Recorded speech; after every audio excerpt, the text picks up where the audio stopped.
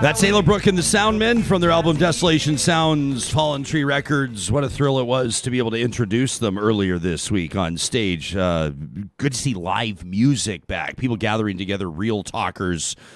I heard a couple of people as Ayla Brooke and the band jamming away, and a couple people from just down the row. I mean, festival seating. People were mixing and mingling, and I heard somebody yell, "This is the music we listen to every morning before Real Talk starts." And it put a surge of energy through me. I tell you, good Friday morning. Jesperson here with Hoyles and Brooks. We have an excellent show in store. Nay, we have another excellent show in store. But first, let me remind you that this show is presented by our title sponsors at Bitcoin Well. Today is a huge day for Bitcoin Well, a company offering convenient, secure, and reliable ways to buy, sell, and use Bitcoin through a trusted Bitcoin ATM network and a suite of web-based transaction services. Ryan, why do you sound like you're reading from a news release? Because I am.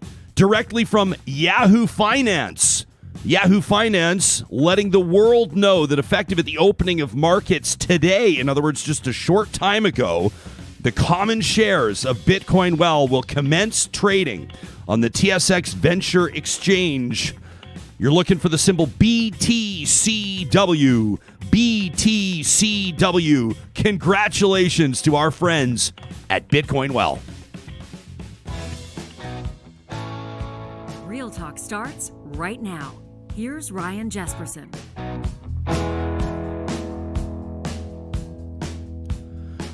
Coming up in about 8 minutes' time, we're going to talk to Sarah Henderson from the BC Centre for Disease Control. I always like talking to people who have job titles that are way more impressive than ours. She is a specialist in environmental epidemiology, which I think is pretty darn cool. Dr. Henderson earned her PhD out of UBC. She's now the scientific director in environmental health services at the BC Centre for Disease Control. She, for almost 20 years, has been studying wildfire smoke and its health effects. She's also, by the way, an associate prof in the UBC School of Population and Public Health. So we're going to talk about wildfire smoke and the impact that it can have, or that it is having, on Canadians across the country. We'll take a look at some different jurisdictions, including some of those closer to where these wildfires are currently burning, BC, Alberta, Saskatchewan, into Manitoba. And then, of course, some of the residual or lingering effects impacting some of Canada's biggest population centers, including further east, Toronto, and the like. Sarah Henderson coming up in just a little bit. Our Real Talk Roundtable this Friday, you know, it's a Friday tradition, right around 9 o'clock Mountain, 11 o'clock Eastern, though we hate to be hemmed in by those types of rules. We're going to be talking about Indigenous artifacts in museums. Do they belong there or not? And if not, where? And by the way, should we even call them artifacts? Allison Pascal's going to join us. Allison's a curator at the Squamish-Lillooet Cultural Center out on the West Coast. Chelsea Vowel, a lecturer in the Native Studies program at the University of Alberta. Should be a great conversation. That's coming up in approximately half an hour's time. And then after we talk to those two, we're going to check in with a couple of physicians, an ER doc, Dr. Shazma Mithani, and an ICU doctor, Dr. Darren Markland. Dr. Markland, one of the very first guests on this show ever, second day we ever did Real Talk. He's on episode 2. Dr. Mithani was just right behind him, for that matter, and they have joined us throughout the course of this pandemic, and two different perspectives, right? An emergency room, intensive care unit, and they're going to give us their thoughts on some of the steps that the province of Alberta has taken. You may have heard that there's been some disagreement about whether or not Alberta's plan is a solid one, and so we're going to ask these two doctors. We want to talk to the experts, right? And people will say, well, what about Dr. Adina Hinshaw, Alberta's Chief Medical Officer of Health? She's an expert. You know, I had some people yesterday, a few people checked out our show yesterday, including our conversation with Dr. Ubaka Ogbogu. If you missed it, it was pure fire, and you must check it out. A couple of people were saying to me, hey, Ryan, you guys are pretty critical, especially Dr. Ogbogu, you really critical of Dr. Dina Hinshaw. Whatever happened to listening to the experts?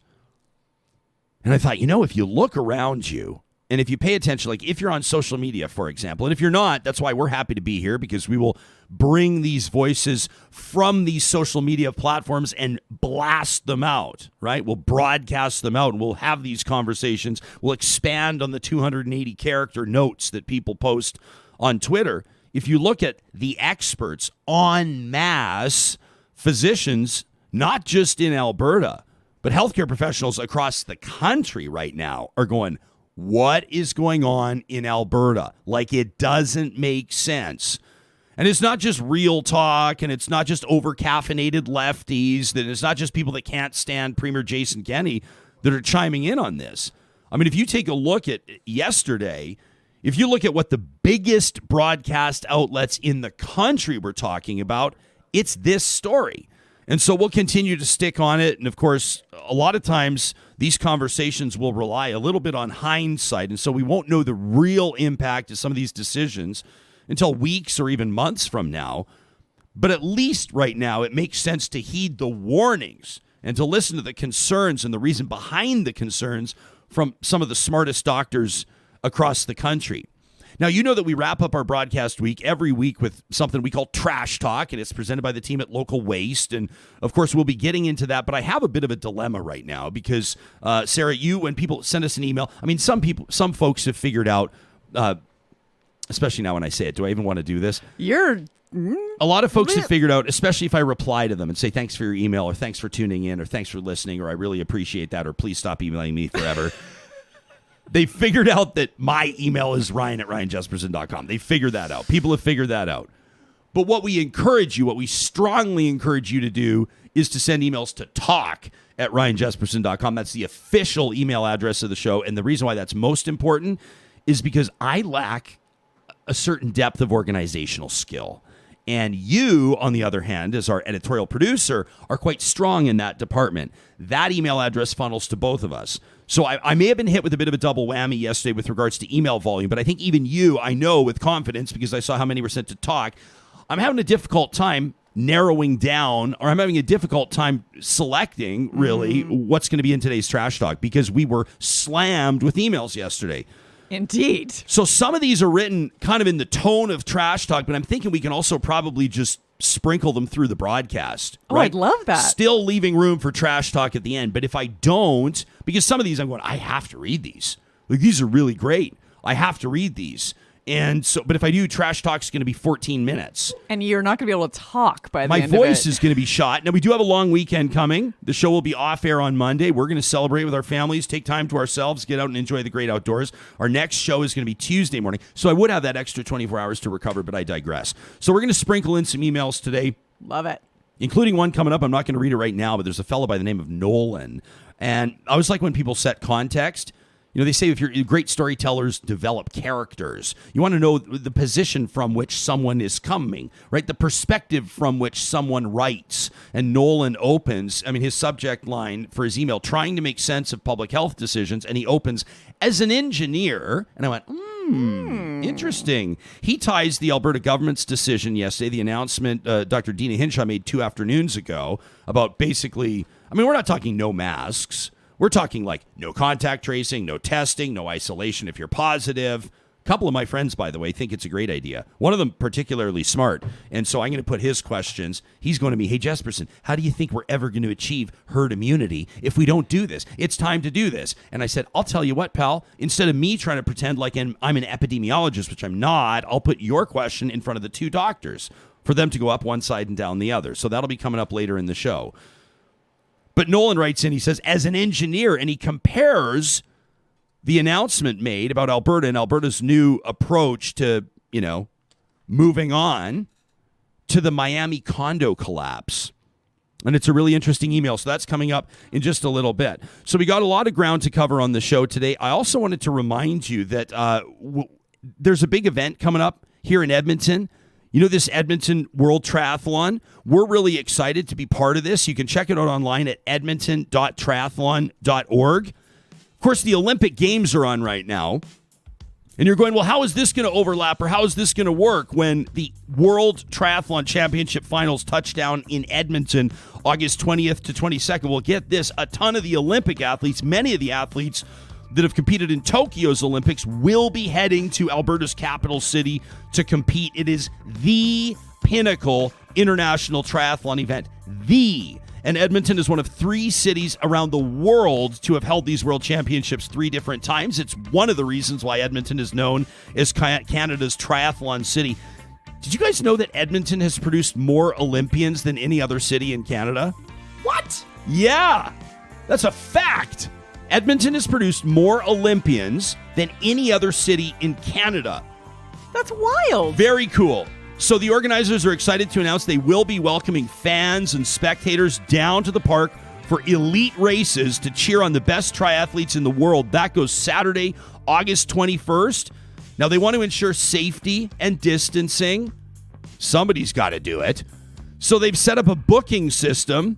They're going to be like, Shazma, could you keep the politics out of our ad read, please? It was subtle. It's not politics. It's not politics. It's not politics. It's public health. It's public health. Sarah is so excited for the World Triathlon Championships. I'm serious. I can't wait to check this out. You know why? Because watching these triathletes, it reminds me I need to get off my ass. These are like the fittest athletes in the world. When I say that now, someone's going to come at me, bro.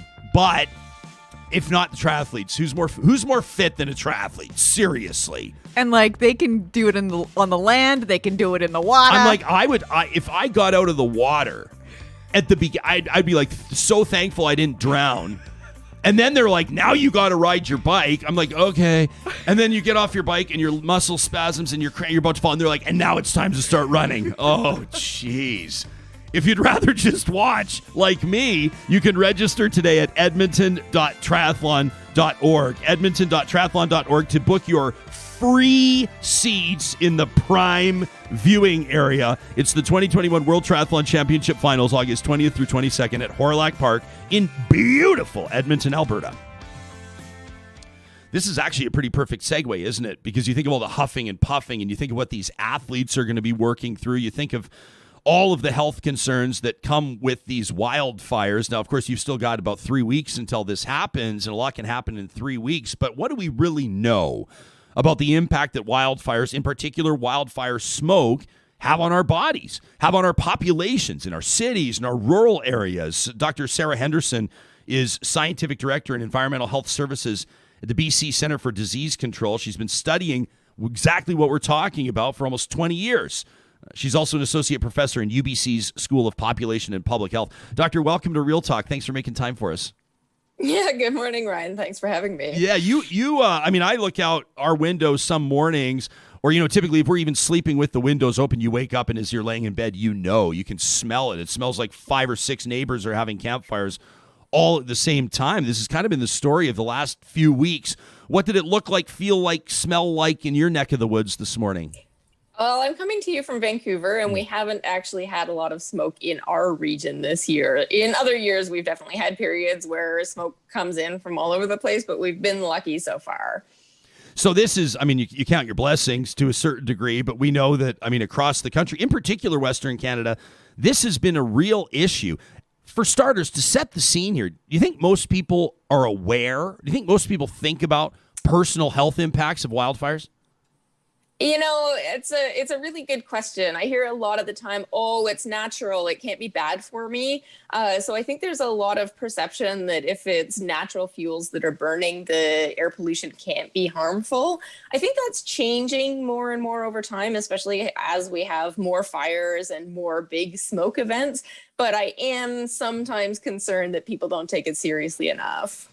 What does taking it seriously look like? Yeah, taking it seriously means taking steps to reduce how much smoke you're breathing. Smoke causes the worst kind of air pollution that we ever see in Canada. We don't see that kind of pollution event from cars or from industry. It's only wildfire smoke, and the magnitude and the duration of these events, far outweighs any other type of air pollution we ever see. So it's really just taking some pretty simple set steps sometimes to reduce how much smoke you're breathing. Staying indoors, using a portable air cleaner if you can, maybe wearing a mask outside. And a big one is not going exercising outside. I heard you were just talking about that triathlon. Yeah. When you're running a triathlon, you're breathing about 10 times more air than you are when you're sitting around on your ass like you and me.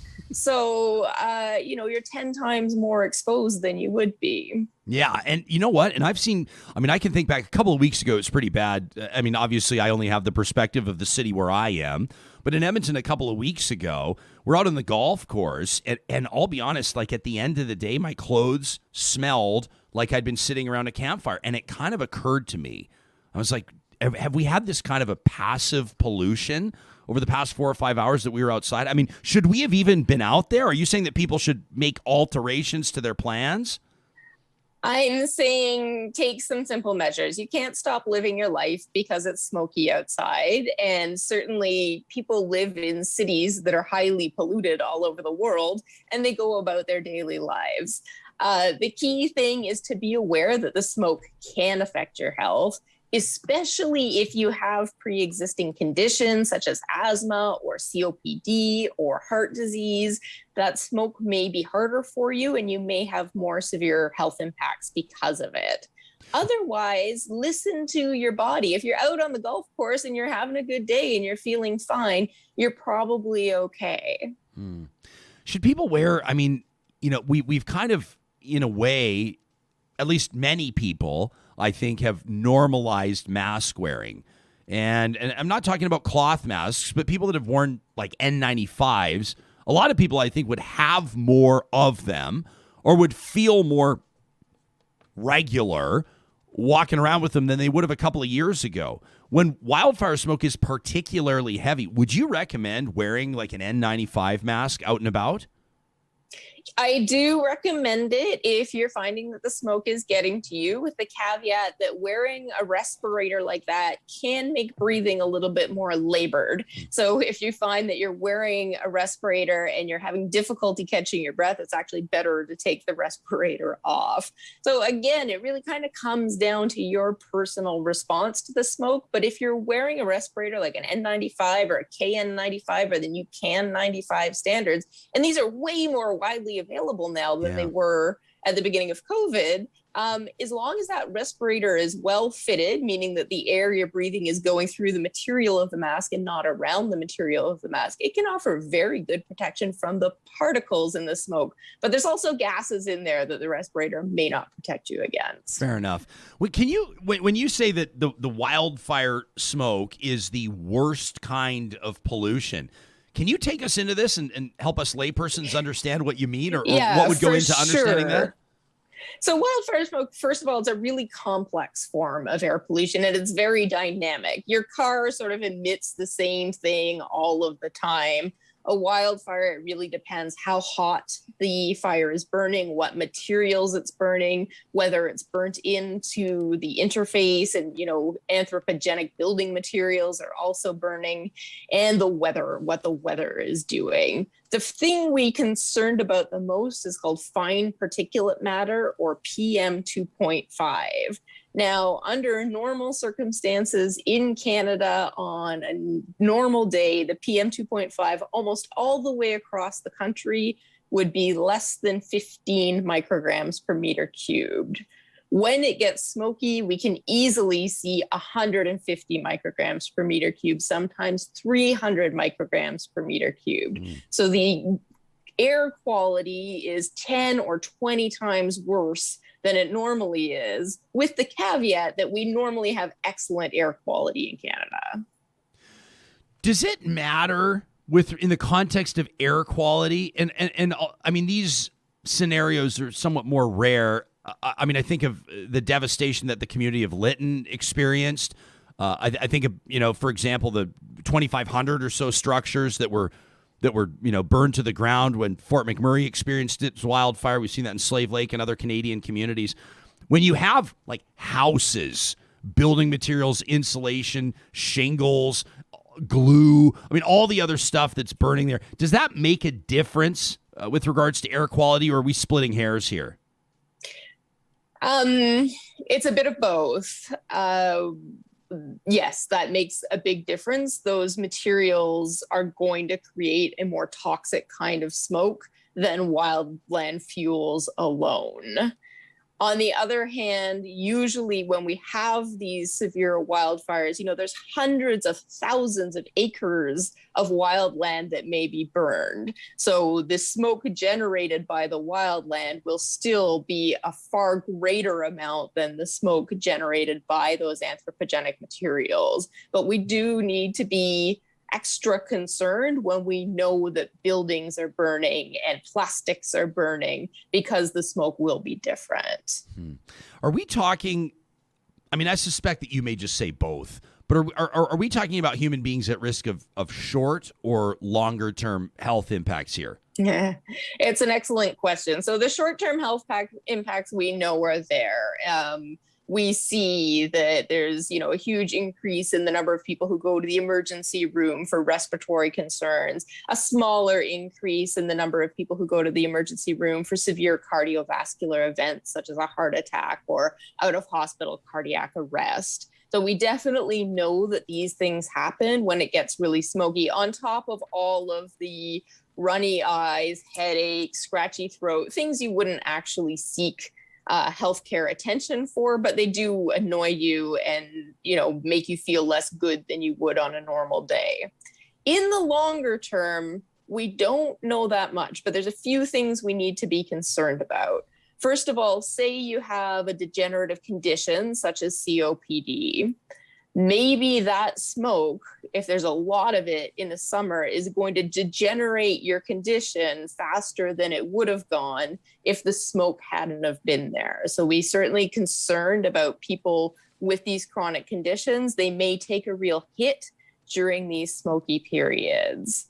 We are also concerned about the developing fetus. So we know that if you're in the womb under really smoky conditions, your birth weight is likely to be a little bit less than it would have been if you weren't exposed to that smoke in the womb.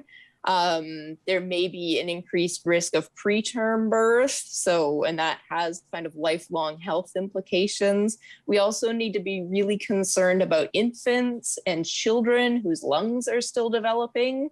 Your lungs aren't fully grown until you're fully grown. And especially in the very early years of life, they're growing really quickly. So there's a lot of opportunity for these exposures to cause damage that might actually affect your entire life.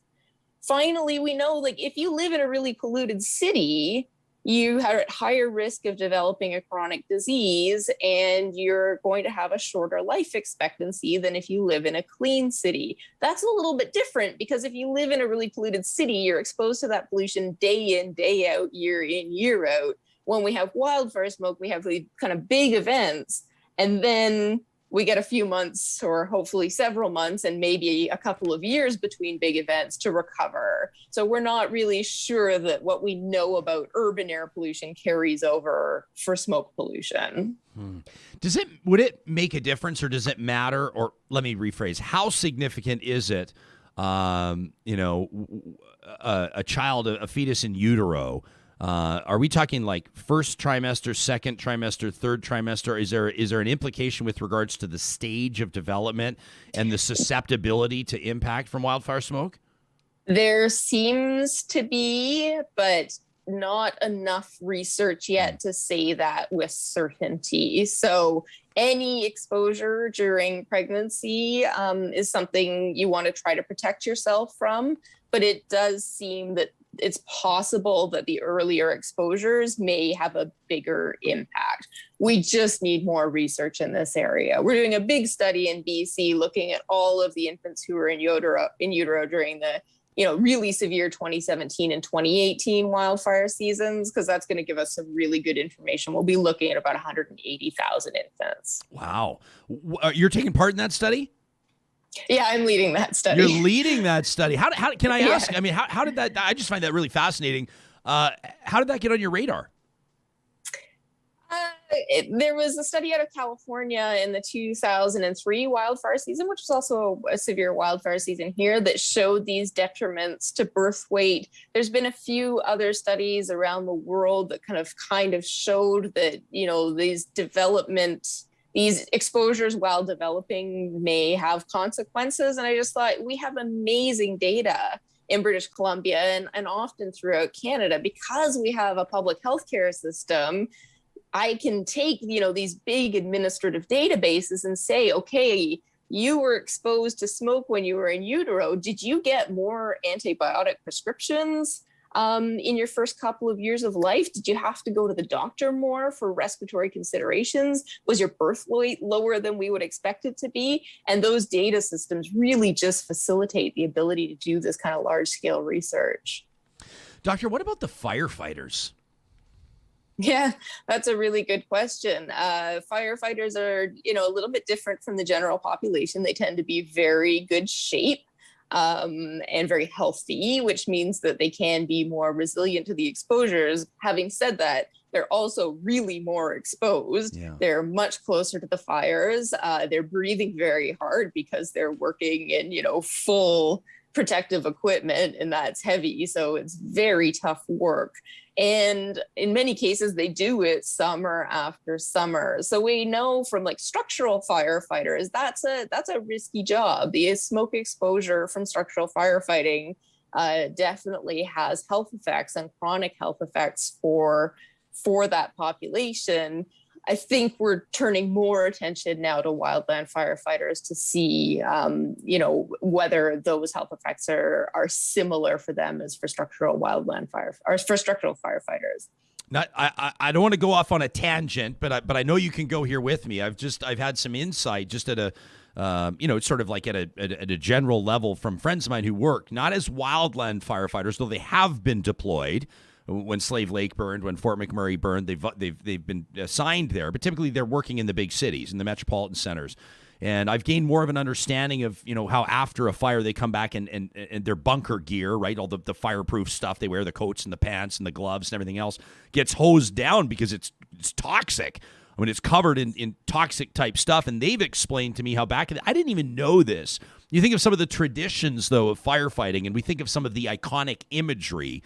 If you look back primarily to the men that fought fires like 100 years ago or 80 years ago, they'd wear these big, bushy mustaches. And I learned from these guys historically that these men would soak the mustaches in water, and they'd be soaking in water, and then they'd pull the whiskers down into their mouth, and they'd almost use it as a filter of sorts. Really? A very crude filter. Like we're talking like decades ago when there probably wasn't a lot of science informing it. You look back now and you go, oh my gosh, to think you're relying on wetting down your mustache to stop yourself from getting lung cancer. But it was just such a wake-up call to me on how there's so many harmful chemicals at play. It's really this toxic cocktail. Now, I will acknowledge, of course, that it's different when we're talking about wildfires, but that was why I wanted to pick your brain to see how different is it really depending on what's burning. Mm-hmm. Yeah, there's a lot of work happening on the toxicology of wildfire smoke. And a lot of that stuff just has to happen in the lab. Yeah. What they do is they generate smoke in the lab. They generally expose animals to it and see what the differential response is to the animals to different kinds of smoke. And we've already learned quite a lot. We certainly know that smoke from really oily trees like eucalyptus or pine is more toxic than smoke from less oily trees like red oak or grasslands. So, we're getting kind of this insight into the fact that the toxicity of the smoke is differential depending on the fuels. It's probably never going to be as toxic as what those structural firefighters are facing, because it's not, when human-made materials are burning, they're really dense, like they're super fuel dense, right? You've burned plastic before, I'm sure. Think of what happens when you do that and then expand it out to a whole, number of houses or community or even just one house. So I don't think we'll ever see that wildland fuels create smoke as toxic as structural fires do. One of the bigger kind of questions is, how does this compare to, diesel exhaust, which we know to be quite risky? How does it compare to gasoline exhaust? How does it compare to the emissions from an oil refinery? And I think that's going to take a while to sort out. Sarah Hoyles, who produces this show, pulled some data for us. It's interesting. I'll put it up for people that are going to be seeing this on YouTube, and we'll do our best to describe it for people listening to the podcast. But this is per Environment Canada. This is just a read of some of the air quality values in some of Canada's urban centers. So as you can see it, we take a look at Calgary, who's, Doc, I guess if I take this from like a 1 to a 10, Calgary would be sitting at about a 4.5 or a 5 right now. Edmonton looks to be at about a 3.5 or a 4. You've got Fredericton at about a 2. I guess I should clarify that 0 would be good here and 10 would be the worst. Fredericton, at about a 2, characterizes low risk. That's right about where Halifax is. Iqaluit, et cetera. I mean, up north looks to be, great. There's low risk here with regards to air quality. At what point, using this number system, or for Canadians that are paying attention, those of us that don't have PhDs, and we're trying to determine, we're looking at this data and trying to determine how we should, how we're going to spend our weekend, how much time we'll spend outside, whether or not we're going to ride our bikes and do the big hill climb and huff and puff. I mean, at what point would you sort of say on that number scale should people start really paying attention? Yeah, so that number scale that you're showing is called the AQHI, or the Air Quality Health Index, and it goes from a value of 1 to 10 plus. 1 to 3 really means quite normal air quality conditions in Canada. Do what you're going to do. 4, 5, and 6 are really, if you're sensitive to air pollution, if you do have asthma or COPD, think about the air quality, think about rescheduling strenuous outdoor activity, just be aware that the air quality might affect you on these days. And then kind of when we get above 7, that's more of an indicator to everybody. The air quality is really not good today, and really listen to your body, see how you're feeling, and consider that when you're making these choices. And then I would say, like, 10 plus, don't go for the bike ride. Just don't do it. Yeah, no kidding.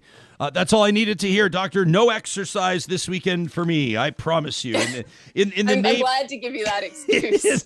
in the name of responsibility, absolutely. Hey, we really appreciate your availability here.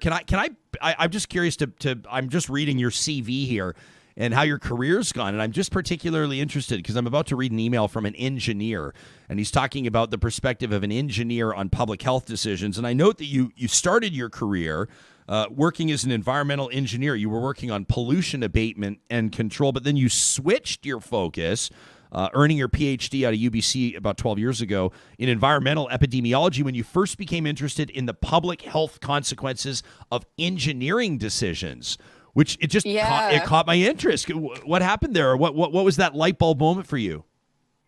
I've always been interested in the environment and helping to protect the environment, which is why I went into environmental engineering to begin with. And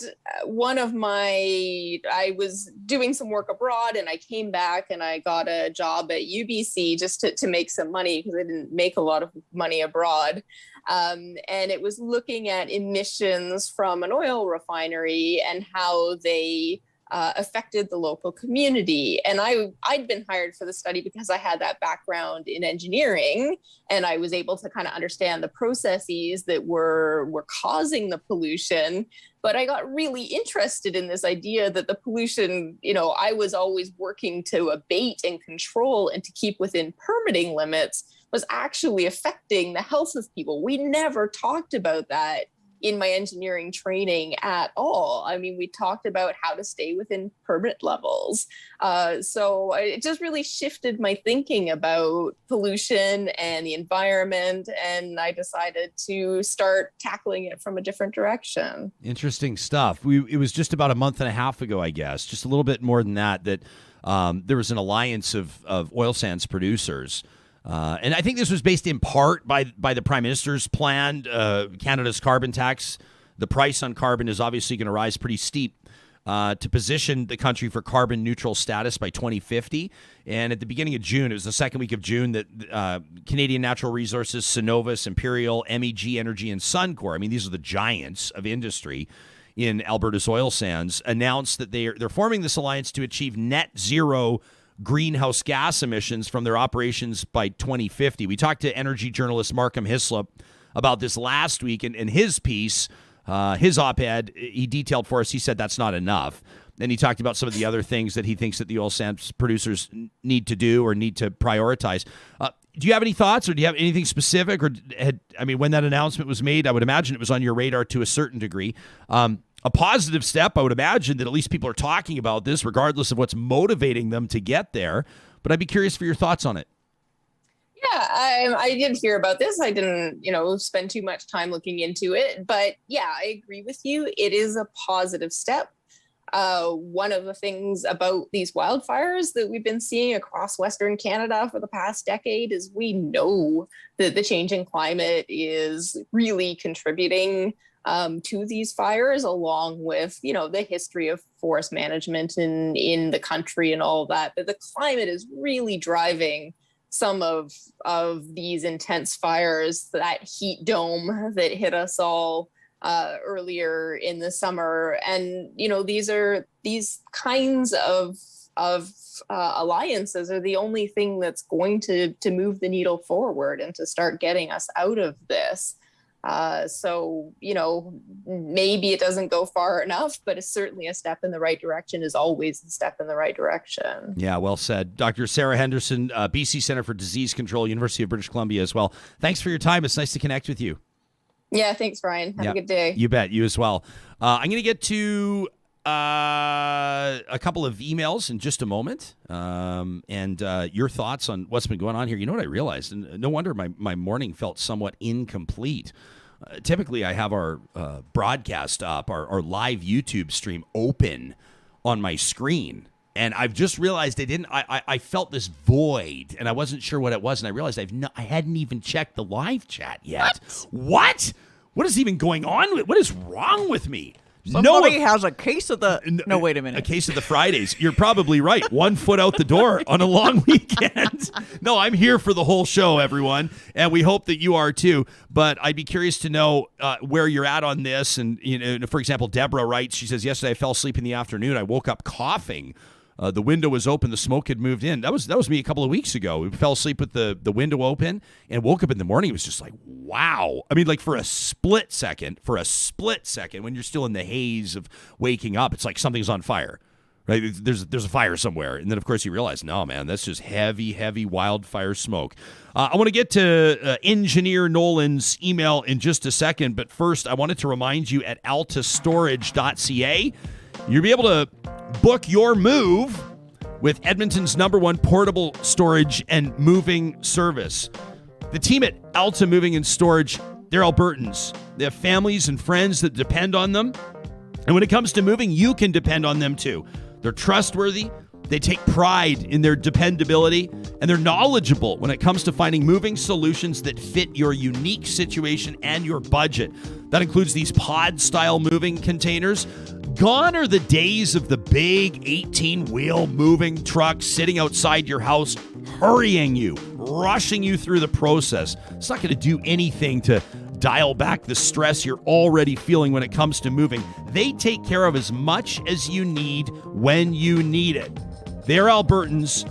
Let's move together. Check out Alta Moving and Storage online today at altastorage.ca. You can link to them through the sponsors tab at ryanjesperson.com. And make sure you let them know that you heard about them on Real Talk. Also got an email from our friends at Park Power.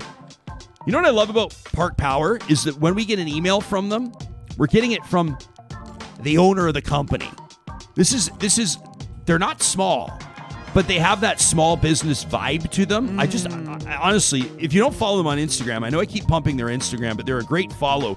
So Chris reaches out to me and he says, hey, just a note for your listeners. He calls this a Frugal Friday note. This is a Frugal Friday note from Park Power. He says the wholesale Alberta electricity price has been really volatile and it's been really expensive this year. If you've been paying attention to people, especially people that are running a lot of fans, a lot of air conditioners right now through that heat wave, people are getting the power bills now. I saw somebody online the other day that said, we've got this tiny little modest bungalow. Their power bill is $550 last month. That is way out. Now, someone living in a 6,000 square foot palace is going to go $550. That sounds pretty good. That's a bargain basement deal. But for that was great. That was like 1940s. Yeah. So I says, hey, man. So I says to the guy. But A lot of people are paying more right now to keep the house cool, and that means that the wholesale Alberta electricity price is turning into really expensive bills for people. He says your listeners, when it comes to a variable rate or the regulated rate option, that RRO, will have noticed that power bills are higher than they were in past. Chris says these expensive bills present a great opportunity for consumers to look at their bills and consider protecting themselves from price volatility by switching to a fixed rate offering. Park Power is currently offering flexible fixed rates for electricity on 1 and 3 year terms, so it gives you peace of mind, but you're never locked in, by the way. You can switch your rate or cancel anytime. So you got a ton of options at parkpower.ca, and don't forget, when you take your business over there for electricity and natural gas, if you use the promo code 2021-Real Talk, you're going to save $70 off your first bill. We also wanted to give a shout out to the teams at when it comes to Grand Dog Essentials offerings, the quality raw food. I know I talk a lot about the raw food that our dogs are eating, but I maybe don't talk enough about the supplements that they have. As you can see, they have alternative protein options. You'll see it on their website, granddog.ca. The supplements, probiotics, natural digestive enzymes. They've got a green eggs supplement for joint and mobility support, even raw fermented goat milk. What does that do for your dog? Well, you'll have to go to the website to find out. Plus, you can always contact their team. If you order your quality raw food from Grand Dog for delivery to your door in Edmonton, Calgary, or Central Alberta, the promo code REALTALK will get you 10% off your first-time order.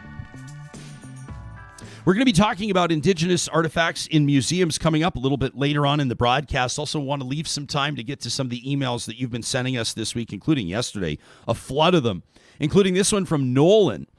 Nolan's trying to make sense of public health decisions, in particular the announcement from Alberta's Premier, Alberta's Health Minister, and Alberta's Chief Medical Officer of Health that essentially Alberta's moving on from the pandemic. No more contact tracing. We're not going to get new cases every day. We're not going to hear that, there are 264 new cases yesterday. We're not going to do that because they're not testing anymore. And if you happen to, you can know without a doubt you have COVID-19, a positive test result. They say isolation is recommended, but not required. In other words, you could have a cough, a really bad cough, a fever, and someone says, is it COVID-19? You go, oh yeah, no. As a matter of fact, it is COVID-19. I know. I have a positive test. I know it is. Well, what are you doing here at the mall? Well, I'm not required to isolate anymore. And then you're sitting there going, are you serious? Like my 3 kids are here standing in line. Hey man, I'm just following the rules. I'm just following what Dr. Hinshaw told me is cool. I'm just following Jason Kenney's direction for the province. Drs. Mithani and Markland are going to be joining us in about 45 minutes time to talk about this. But Nolan writes in, says, as an engineer, I'm in no way trained to understand decisions that are made by public health authorities. So I always try to relate them back to situations in my own field of work so I can rationalize them. Nolan says what the UCP and Dr. Dina Hinshaw are doing right now completely baffles me, and I can't help but make a comparison to that tragic condo collapse in Florida that killed over 100 people. In 2018, an engineering assessment was done on that building, and the assessment informed them in very clear terms that if damage to that building was not taken care of, there was a strong chance of collapse. Now, being cheap, lazy, dumb, or all three, it took that condo board 3 fucking years to listen to the engineer, and they finally made arrangements to get the damage repaired, which obviously was too late. In contrast, when a building in Calgary's Kensington neighborhood was deemed unsafe a few years back, it was evacuated in a number of days. Did this displace people? Did it cause a shitstorm for the city? Did it cost a lot of money? You bet. But nobody lost their life. By ignoring the warnings of doctors and other jurisdictions, Alberta's government is effectively doing the same thing as an incompetent condo board. They're choosing to ignore competence and the advanced tools we have at our disposal to monitor and manage our situation. Engineers exist to build and maintain safe structures. Public health physicians exist to maintain a safe society. The restrictions we had and the testing and tracing that we are about to lose are preventative maintenance that would save us from a full-blown collapse. Nolan says, I think it might be time to deem this province unsafe and evacuate, but I'm not sure that anybody wants us. That from Nolan. Also wanted to read this one from Dawn. Dawn writes in from Chestermere. Good morning to Chestermere. I love that part of the province. No, we actually own a business in Chestermere. I just like it. You're like, we do. I just want to, because you don't hear about Chestermere a lot. Well, it's like snuggled up to Calgary right there. It's so people just east of Calgary. So people are like, what? They would probably prefer that I stop talking about Chestermere because they probably don't want everybody to know about it. Baja. But we pay property taxes in Chestermere. We're very happy to be business owners out in Chestermere. Don writes in and says, Premier, I read with interest your comments about the appointment of Karen Sorensen as a new senator for Alberta by the Prime Minister. You know, Karen's been on the show a couple of times, Banff's mayor, right? She came on and she talked about how she wasn't seeking re-election, and everybody wondered why. And I think now we know. She's moving to the red chamber. It writes Don, it seems, Premier, actually, you know what, Don, with apologies, let's get to what the Premier had to say about this yesterday. Why don't we do that first? Why don't we do a bit of a scene setter? This is a letter. You know that Canadians are serious when they write letters, and that includes Jason Kenney. So he released this. No, it's serious. Like, if Canadians are super pissed, like, that's how you know Canadians are pissed off, is they write letters. I am going to write You know what I'm going to letter. do? You know what? No. You know what I have a half a mind to do? I have half a mind to write a letter. Americans are like, I'm going to drive my pickup truck through a building. We are like, I'm going to write a letter. That's the difference between Canadians and Americans. The only difference. That's the only difference. The Premier writes yesterday, today, the Prime Minister showed contempt for democracy in Alberta by appointing a hand-picked representative of Alberta to the Senate of Canada in advance of our province's Senate elections. The Prime Minister knows full well that Alberta will be holding elections for Senate nominees in October of this year. He sure does. He says, I personally informed him of our forthcoming Senate elections at our meeting in Calgary, and I told him that the Alberta legislature had adopted a motion calling on the Prime Minister not to fill the 2 current Senate vacancies, but to wait for Albertans to choose their own preferred Senate candidates. He goes on to talk about Alberta's tradition of electing Senate nominees. Says it goes back to the 1980s. We've had 4 Senate elections. 5 nominees to the Senate selected by Albertans went on to be appointed and to represent Albertans in Parliament democratically. It includes Doug Black, who we've spoken with before on this show. The Premier says the Prime Minister's decision shows contempt for democratic decision-making and for Alberta voters in particular. As a forum for representation of regional interests, the Senate plays a vital role in our federation. It's essential that senators have a mandate from Albertans to ensure they actually defend our vital economic interests, as elected Senators Scott Tannis and Doug Black did in defending Alberta from federal intrusion when it comes to developing resources by fighting the Bill C-69 and the tanker ban C-48.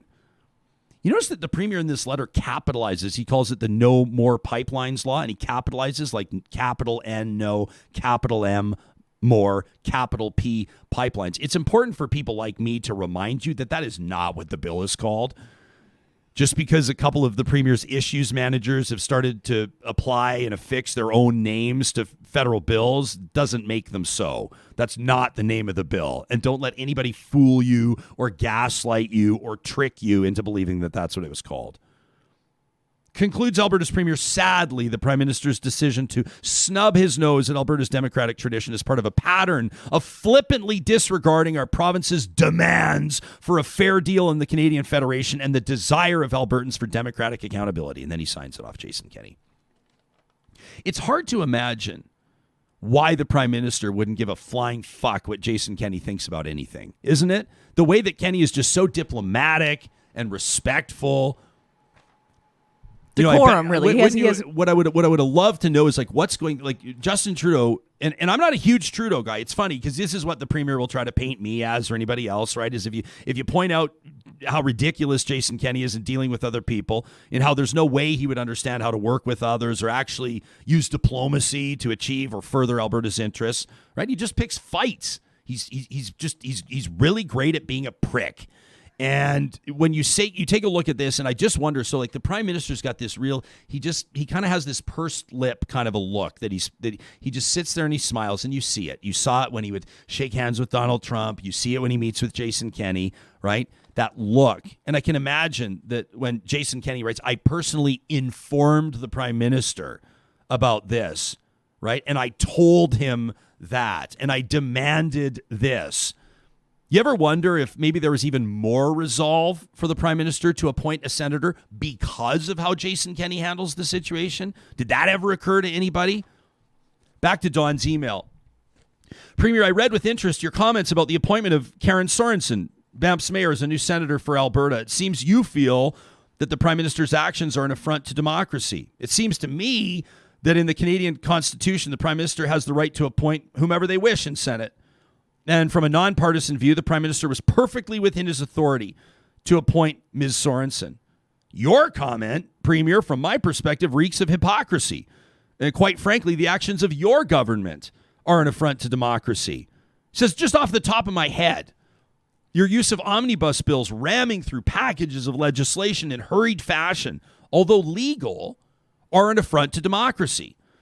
There's extremely limited time for debate by the legislative members. The press has very little time, the media does, to dissect and digest omnibus bills so that they can coherently communicate content and the potential impact to Albertans. Isn't it ironic, Premier, that you brag about achieving the largest majority of votes ever and then essentially crap on all citizens, assuming people who voted for you are merely sheep?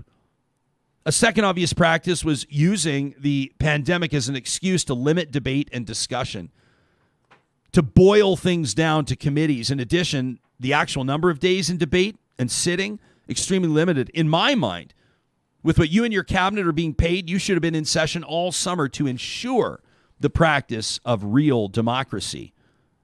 You are nothing but a hypocrite, writes Don. Take your shot at the prime minister, but realize that like most of your actions, you avoid real issues in Alberta. You enjoy distracting Albertans. Another truck tweet from the Premier, by the way, yesterday.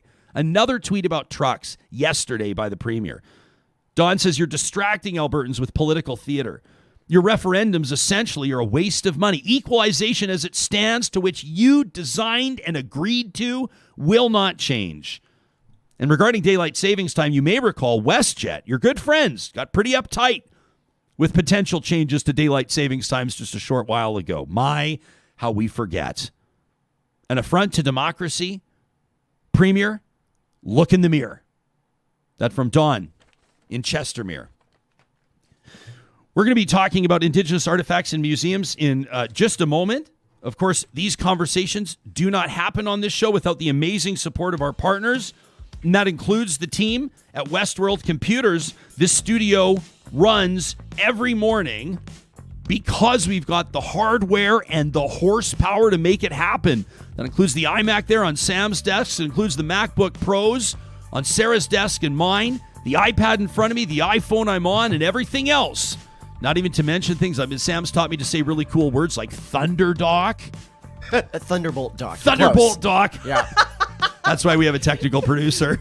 Although I like the concept of a Thunder Dock. Thunder Dock. That's a really cool. Actually, that's a great band name. It is, yeah. You know, have you heard the new tune from Thunder Dock? Keep it going. Keep it going. Westworld Computers will not sell you Thunder Docks, but they will sell you Thunderbolt Docks. Don't ask me what they do. All I know is that I'm here because it's working. You can learn more, you can shop, you can book your service appointment online at westworld.ca.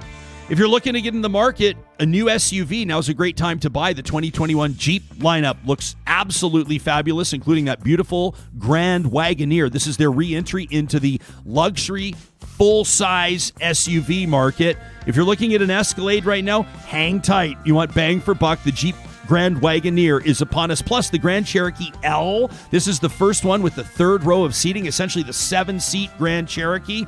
You'll find the best selection in the province at Sherwood and St. Albert Dodge. Also, big shout out to the team at Kubi Energy. We want to remind you that while their teams are hard at work right now, putting in solar in industrial, commercial, and residential applications, they're getting ready for one more. That's right, because the Real Talk Net Zero Solar Contest, the voting is underway, and you, Real Talkers, are the ones that are going to choose who it is that wins that free solar install. Here's your call to action. Go to ryanjesperson.com. Click on the question of the week if you haven't done it already. By the way, hundreds of you have already, and we're thrilled about it. Tell us how you feel about solar. A few questions. We're reading the room on sustainable energy and where you're at with maybe considering that step for yourself. The final 4 slides of the question of the week, the whole thing's going to take you 2.5 or 3 minutes. The final 4 slides tell you the stories of each of our 3 finalists, and then you decide who you're going to cast a vote for. On Tuesday morning, our first show back after the long weekend, we will unveil our winner. Somebody is going net zero, or as close as we can get them, absolutely free with no cost to them. And you're the ones casting the vote. All of this presented by our good friends at Kubi Energy. How much do we know? I mean, how much are we talking about the Indigenous artifacts that we see in museums? No matter which part of the country you're from, there's a chance that there's a museum near you that features artifacts from Indigenous cultures. We wanted to dig into this, to really maybe have a conversation that hasn't been had publicly, and to get us thinking about another angle on reconciliation. We've promised you real talk on this, and we're making good on that this morning. It's a real pleasure to welcome to the show Chelsea Vowel. Chelsea's a lecturer in the Faculty of Native Studies at the University of Alberta, a national best-selling author of Indigenous Rights, a guide to First Nations, Métis, and Inuit issues in Canada. She co-hosts, along with Molly Swain, Indigenous feminist sci-fi podcast Métis in Space. She co-founded the Métis in Space Land Trust, and she's originally from Lac St. Anne, currently calling Edmonton home. Chelsea, it's a real pleasure to welcome you to the show, and thanks so much for making time for us today. Sounds so nice to see you. Yeah. You know, Sarah, the producer of the show, made a really great point about 5 minutes before we went on the air this morning. And she said, we're talking about Indigenous artifacts in museums, and we'll get into this conversation in just a moment. But Sarah said, I wonder if it's even all right to use the word artifacts. Like, I wonder if the word artifact itself is a really loaded word because of what it implies, right? It almost implies that it's evidence of, or it's taken from a dead culture, from a culture right. that has passed, that is no longer with us. Why don't we start there? What's your thought on the word? I think that generally people who are working in that area, and I just want to clarify. So there are other Indigenous people who do a lot of work about rematriation of cultural material to Indigenous communities. So what I know is based solely on what I hear from other people who are experts. But yeah, most of the time people are talking about, material culture. So these are items that belong to cultures that are still living. And just like any culture, we have things that we can look at that are from the past, that are still linked to the practices that we have today. So talking about them as artifacts, maybe not everybody's going to object to that. But yeah, the idea of placing Indigenous peoples in the past is inherently problematic. You're going to be teaching this fall, my understanding, and correct me if I'm inaccurate on this, but at the University of Alberta Native Studies, so NS 111, Contemporary Perspectives in Indigenous Studies. And my understanding is that this is essentially kind of a survey or an overlay of current issues affecting Indigenous people in Canada and their efforts to confront colonial relationships with and within Canadian society. Is this an example, what we're talking about here today? Would this be an example of an angle that you might explore with your students at the U of A as part of this course? Absolutely. Just there are so many issues with the kinds of materials that we do find in museums. So in many cases, the things that you see there, particularly items that were made by women, tend to be not labeled as who did it. It's always anonymous. Nobody names the women who made these items. Quite often these pieces of material culture are mislabeled by nation. We're not really sure which nation they come from, because certain nations, the Métis, Anishinaabe, and Cree in particular, tend to share a lot of floral motifs. So when people find these pieces of material culture, they just they're like, well, this they'll call it woodland style or whatever, but we're not getting that specificity. And in some cases, people go into museums and find items that they know their relations made, because when particularly Indigenous women, when they bead, when they do embroidery, these kinds of things, there are specific patterns that people can recognize that tell you the story of which community they're from. And so, imagine going in there and seeing something that you're certain your great-great-grandmother made and having it labeled as anonymous and possibly mislabeled by nation. So these kinds of things sort of further the erasure of Indigenous peoples who are still living, who still have connection to these pieces of material culture. And absolutely, we need to talk about that. Chelsea, I want to integrate some of the comments here from the people in our live chat that show up to participate in this with us every single morning. And Kim says, hang on, did she say rematriation? Kim says, I've never heard the word before. And she says, I can guess the meaning, but I'd be curious to know the actual meaning. Right. So rematriation is a term that basically comes from grassroots movements. It's an attempt to distance oneself from, patriarchal society, and it gestures to the fact that many Indigenous nations are matriarchal. So it's a bit of a play on words there, and I don't know. I tend to use it quite a bit. Yeah, well, that's great. So we're getting a whole bunch of people that are making comments on things that they have seen in museums. Mark, for example, who watches us from Utah every morning, says, it's always bothered me when I see medicine bundles in museums. But then Brenda says, to be honest, I've learned a ton from Indigenous exhibitions in museums. So where do you land with regards to what's respectful, what's appropriate? I mean, what would you say? Well, I mean, in general, these kinds of things need to be curated, in consultation with Indigenous peoples from whom the material culture comes, right? Nobody can teach you more about any of these things than the people that made them or the people from whose culture they come. And this is something that is being done more and more. It's just, it's incremental steps. Incrementalism is problematic for me because the change is slow, and it doesn't need to be that way. There are so many experts in various Indigenous communities that can provide a lot more detailed information into the meaning of the items that people are seeing. Sometimes what's being presented is inaccurate or not the full story. And, there's no reason for that because, again, the expertise is there. So what is respectful is letting Indigenous peoples tell our own stories and make decisions about what should be on display and what should not be on display. Medicine bundles, for example, it's kind of complicated because medicine bundles are, without going into anything that's sort of sacred and that I shouldn't be sharing, medicine bundles carry with them obligations and responsibilities for the people who are caring for them. They are meant to be cared for continually, not just sort of placed there and left to gather dust.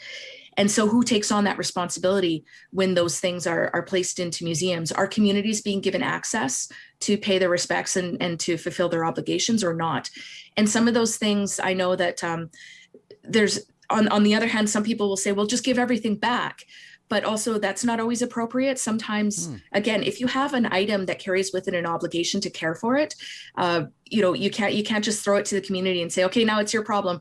You have to find people who are willing to take on that responsibility. So it's something that needs to be done in consultation with everybody who's being affected. That's such a great point. It's the idea of stewardship, isn't it? Really? I mean, some things I think can be given as gifts or presented as gifts. Like there's a really interesting comment here from a viewer that says, a family member of theirs who is a missionary, and then they use a puking emoji, by the way, but that's their own. I want to do the comment justice here. It looks like it's Hijinks saying this, says that they have a war club that was given to a missionary family member that said, I've been working to track it down to give it back. I feel gross that we have it in the family. Yeah, I think with items like that too, that's not uncommon that people will in their family have items that have been passed down, and how they came to have those items is not always clear. But what do you do with them then? How if you're not even sure which community it's from, then how do you even know who to contact? And these are issues that you're going to find with any sort of material culture, is trying to figure out where does it originate and who is it appropriate to speak to maybe talk about giving it back. I think more problematic is the practice of, you go on eBay, you see these sales all the time at auction houses, all sorts of material culture that was frankly stolen. Let's be clear about that, because that's how museums get a lot of stuff. These items are being sold for ridiculous amounts and going into private collections and never being seen again. And so you have a lot of Indigenous people and non-Indigenous people who pay attention to this, buy these items. Gregory Schofield, for example, who is a Métis poet, has been for years now, I'm going to use that term again, rematriating items that are sort of being sold like this and bringing them home and trying to figure out, who made them, and these are not items that are held in museums. So a lot of work is being done individually and privately out there to try to get some of these materials back. And now the trick is to figure out, well, where are they going to be housed respectfully, and who can help with the work of identifying them?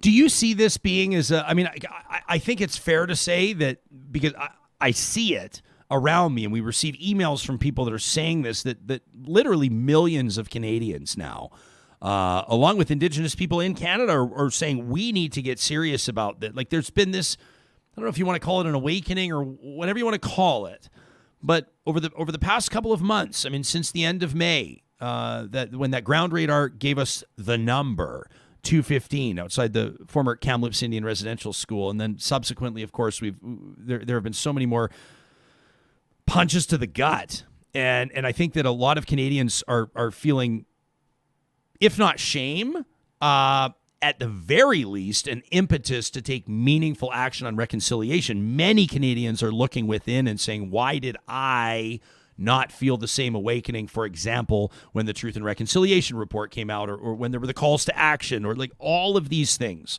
And that's the general theme of, I think, a lot of people's conversation is, okay, it's come time to do something. It's come time to take meaningful action. I think it's going to be an election issue this fall to a certain degree, at least at the doors. Canadians are going to be asking candidates seeking election what they intend to do about it. People will expect to see meaningful action in party platforms. How do you see this fitting into that? And bigger picture, what would you like to see across the country? Well, this is just one of many issues that basically boils down to respect, and reciprocity. So if Canada is serious about taking Indigenous nations, having a respectful relationship with Indigenous nations, treating Indigenous nations as equal, then all of the decisions that are made, whether it's about material culture and museums, whether it's about what steps should be taken moving forward, whether it's about curricular changes, all the kinds of things that the TRC actually discussed and in their calls to action, those things can't be done from the top down. They have to be done in consultation. And it can't just be more platitudes, because after the TRC final report came out, everybody pledged immediately to start implementing them. Trudeau, even though he didn't have the power to implement every call to action because some of them were outside of his jurisdiction, was very clear that Canada was going to implement them all. And what do we have? Stalled action. So I think what's most important is it's not so important that people talk about what they want to do and make election promises and stuff. We've seen that for generations, and we're really tired of it, no matter what the issue is, whether it's clean drinking water, whether it's, uncovering more of these grave sites. We need to see actual action. We need to see people doing things, and more of that, less talk, because the talk and the research and the recommendations and the calls to action, they're there. They're there for everybody to read. We know what steps we need to make, going forward. And now is the time where Canadians have to insist that something happens within a set period of time. And maybe that's something that Canadians could start doing, is saying, look, we know that you have the desire to do these things. You promised it, but we want to see it, or else. And that or else has to be serious. Can we agree that conceptually, I guess it depends on how we define a museum, but museums can provide, or have the potential to provide, great value to a society if done right? Anything can. Yeah. Right. Yeah. No, I think the problem is that still, even though there has been some movement, and there's plenty of work being done by particularly Indigenous scholars in the field to resolve these issues, to work with museums and to hold museums accountable. But museums are still these institutions that change slowly and move slowly. And again, talking about that incrementalism, and that's not going to cut it anymore. There are still so many problems with the relationships between Native communities and museums, and they don't need to be there because Indigenous communities consistently reach out, provide knowledge keepers, provide the time of elders, provide the time and effort of people in the community to build those relationships. And often they're not reciprocated, and there's no reason for that. So again, if this is an issue that political pressure can be put on to say, we see you're trying, but it's not enough, and we need you to step it up, then that's what we need across the board in every relationship. Because trying and making statements and maybe hiring a few people but treating them badly, that's not cutting it. And that's what continues to go on in Canadian institutions. Did you have, this isn't totally related, but I have you here and I have to ask you, did you see this story reported by Bethany Lindsay from the CBC about how a whole bunch of museum and art gallery shops were duped by this fake Indigenous carver? Did you see this? I mean, galleries in Whistler, Vancouver. It was actually the story actually started in Alberta when somebody questioned this Harvey John, this pseudonym. People believed that they were buying these pieces. These pieces are hundreds, if not thousands of dollars by this person, Harvey John.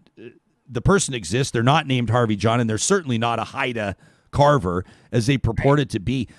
It to me, I mean, it's a shocking story, and Bethany does a great job getting into it. People can read it at cbc.ca. It talks about the guy, the art dealer out of Langley, BC, says that he realized this himself several years ago, and now he's eating crow and trying to apologize to everybody. And he says, I knew he wasn't a Haida carver, but I knew it was his livelihood, and so I kind of went along with it because I didn't want to put somebody out of work. And he's coming up with these really horrible excuses as to why he did it. But it got me thinking, actually, bigger picture, which is stuff we've known, which is going on all over the place, which is, fake headdresses, fake moccasins, fake other, whatever, I don't know if you call them artifacts, but certainly collectibles. Yes. A lot of times they're being manufactured overseas and brought over. I mean, we could really go down some different avenues here in talking about this. Yeah. Well, I mean, art fraud is not a new issue. So I think people are going to step into, doing that to make a profit anytime they can. And I think with the interest in, buying Indigenous artifacts, art, any sort of things like that, you're going to get people coming in offering cheaper knockoffs. And it's a real problem for cultural workers because of course, as with anything, the more time and expertise you have putting into making an item, the more it's going to cost. But the consumer doesn't want to pay that much, so they'll buy something that's made in China with some, glued on beads and things like that. So, it's not necessarily up to, I think, cultural workers to solve this problem. It's up to the consumer to be a bit more discerning and ask the right questions. And also, we can't just leave it up to the consumer as well. We have to have some sort of way of holding people accountable when they're presenting frauds as legitimate, and they're allowing this art to be sold for hundreds and thousands of dollars, misrepresenting, what nation they're from and that they're even Indigenous. And this is a wider problem in general. But what can you do in the States? There's an Indian Arts and Crafts Act. You cannot sell something and say that you're from a specific Indigenous nation unless you are, or you can risk fines. And that has been definitely something that people have talked about here in Canada. Whether or not that's appropriate, whether or not that would perhaps violate the right of non-status people to produce their own cultural items, that's something that we have to talk about. But this is a discussion that I think if we keep having, people are going to have more information and make better choices about the purchases that they're making. Yeah. Erin Brillen deserves credit for making the discovery. She's a Haida Cree fashion designer. People can check out her work at Totem Design House. And she was the one that noticed the listing from an art shop out of Alberta that described this so-called Harvey John's work as original Haida carvings. And she posted, people can check out her Facebook group. It's a group devoted to exposing fraudulent Indigenous art. And she said, in her interview with the CBC, she said, I knew instantly that this was not art done by a Haida person. It was not Haida designed in any way, shape, or form. And she says, I knew that the surname John is not a Haida last name. I feel sick. I mean, number one, I think for the people, many people, if not most of them, would have been collecting this in good faith, obviously believing that they were supporting an Indigenous artist. And I can't even imagine how I would feel had that been hanging on my wall for the last 5 years, and then you find out that it's BS.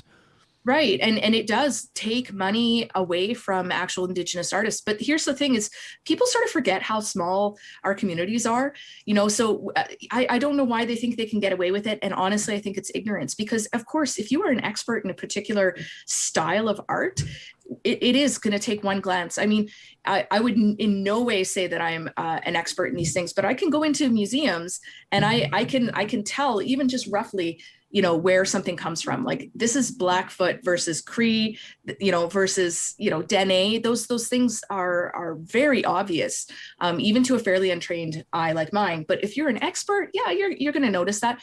And again, we know who the people are in our nations. Like it can come down to surnames, it can come down to people asking questions. Hey, have you heard of this guy? And nobody's heard of him. So how can he say he's from our community? These conversations are happening all the time in the background. So I'm not sure why people keep thinking they're going to get away with it. That's the thing. It's so brazen. It's just like, yes. What were you, how long did you think you were going to get away with this? That's the thing that just blows my mind. Chelsea, what have you seen with regards to an uptick of interest in the Faculty of Native Studies and some of the programming and studies that are available at the University of Alberta? I know. Let me just say that the now Emmy Award-winning Dan Levy's public statement of interest and his participation in that free course, I think spurred a lot of it. At least what it did was it shone a huge spotlight on it. And I know several friends of mine, people close to me, have either completed the course or are currently taking it. What's that been like for you from your perspective as an associate professor there? Oh, it's amazing to watch. It's really heartening because, yes, I think it was something like the enrollment went up by 20,000, in a couple days when Dan started posting about it. And what I really liked about it, too, is that he had Instagram conversations with professors and experts as he was going through the materials. So it was sort of this deeper involvement with the materials that he was able to sort of pass on to people that were interested. And that sort of thing, I think, is very exciting. And there's another surge in enrollment. It's the Indigenous Canada, massive open online course. And quite a few people are looking into that now because of all the discoveries of mass graves at residential schools. I think what you talked about earlier is people are definitely asking themselves, well, why didn't I pay attention when the TRC was happening? And now, these are children. It's really hard to sort of just push it aside and not think about it. And so I think it's sort of, pricking the conscience of a lot of Canadians, and they're trying to find out more information. So in the era where everybody's telling you to just Google it, and a lot of the information that you find on Google is inaccurate, being able to go to a course like this, that is a survey course, is an incredibly important starting point to get us beyond these really basic conversations that we've been having, again, for generations. Because the goal here is to stop asking about, do First Nations pay taxes and do you get free housing and these kinds of things that come up all the time. And let's actually start talking about how we're going to live together in these lands in an era where climate change is, it affects us all. It's something we're all worried about. We're all worried about sort of the political landscape. What is it doing for us? Does it work for all of us? Does it work for any of us? So if we get past that 101, that survey understanding of things, and start building a better future together, then, for me, that's the most exciting thing that can happen. And I feel like it really does take that interest. We can't force anybody to learn about Indigenous topics. They gotta want to come to it. And I'm seeing that a bit more right now. And yeah, so it does fill me with a bit of hope.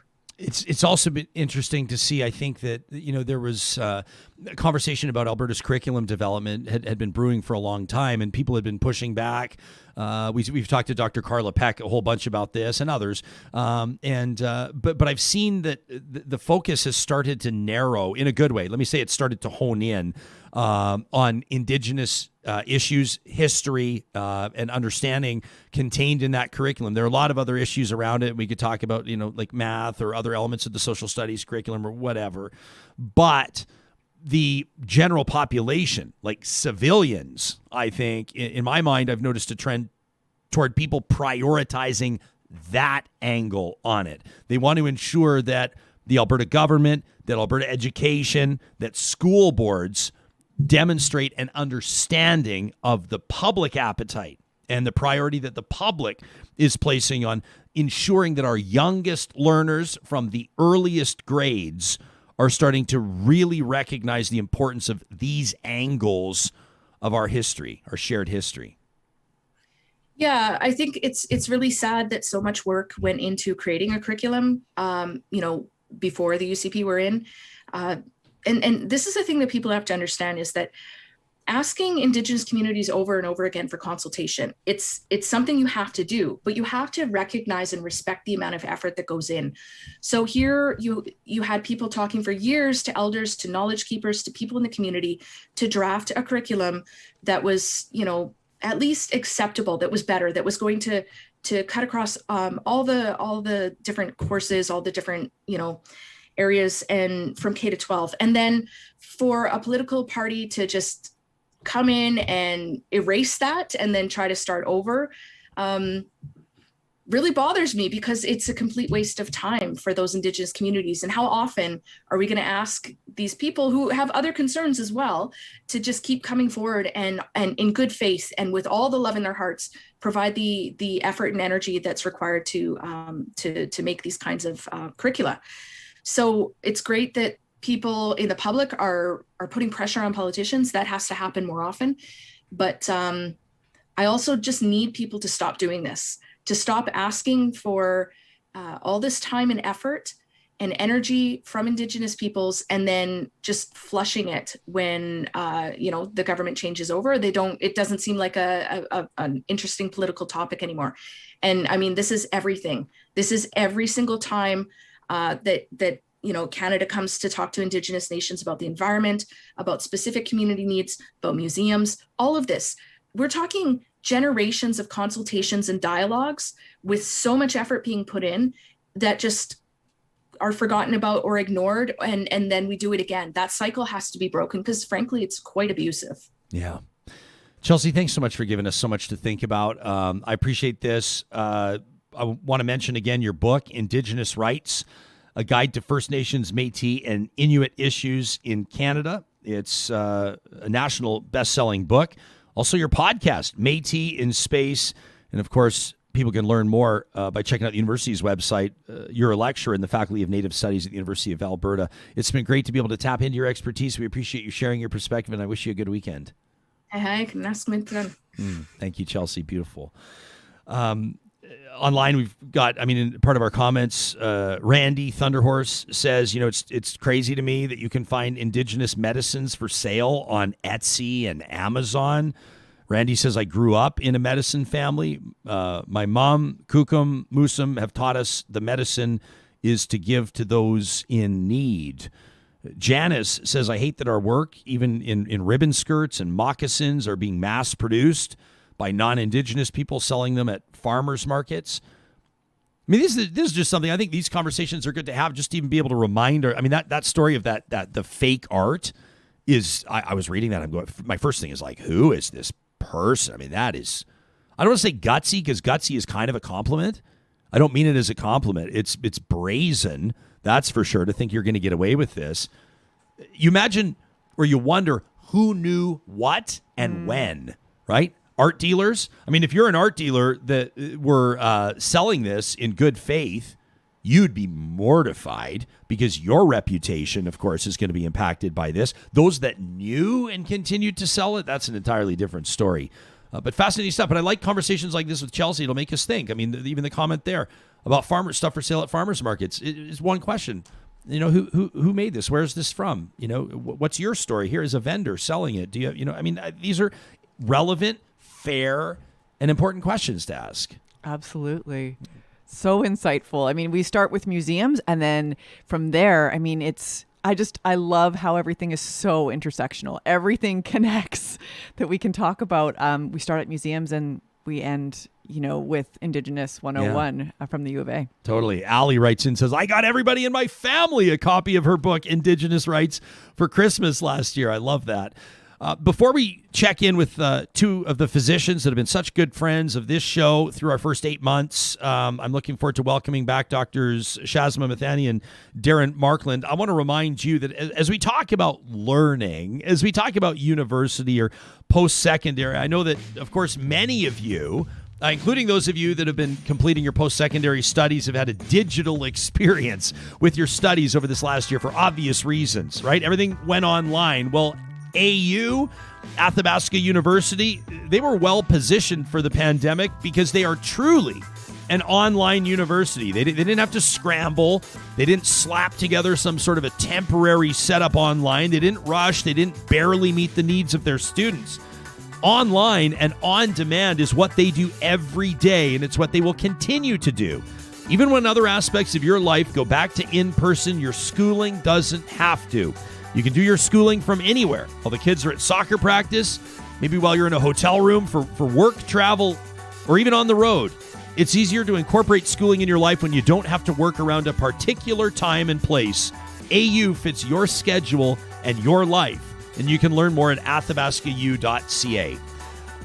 I was so thrilled. Our Uncle Lawrence is visiting from Vancouver, and that means that yesterday he was able to visit a Friesen Brothers for the very first time. I happen to know that Uncle Lawrence this morning will be enjoying a Friesen Brothers sourdough cinnamon bun with his morning coffee. Imagine how excited he is as a daily listener to Real Talk to be experiencing that. Friesen Brothers has 16 stores across the province of Alberta, and for more than 65 years, 66 in fact, they've been Alberta grown and Alberta owned. We wanted to remind you, if your long weekend plans include barbecuing, check out their brand new Friesen Brothers brand barbecue sauces. It could be the world's best barbecue sauce. You'll find them in original, hickory, chicken and rib, and honey garlic. The Jespo recommendation is the original. And if you're looking for something to cool you down this weekend, if you happen to be in the Metro Edmonton region, why not visit the Dairy Queens of Northwest Edmonton and Sherwood Park? The fan favorite Kit Kat Blizzard is back.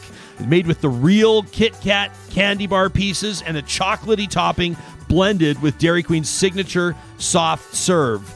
You can find these Dairy Queens at Palisades, Nemeo, Newcastle, Westmount, Y Gardens, and Baseline Road. All right. Let's get into this.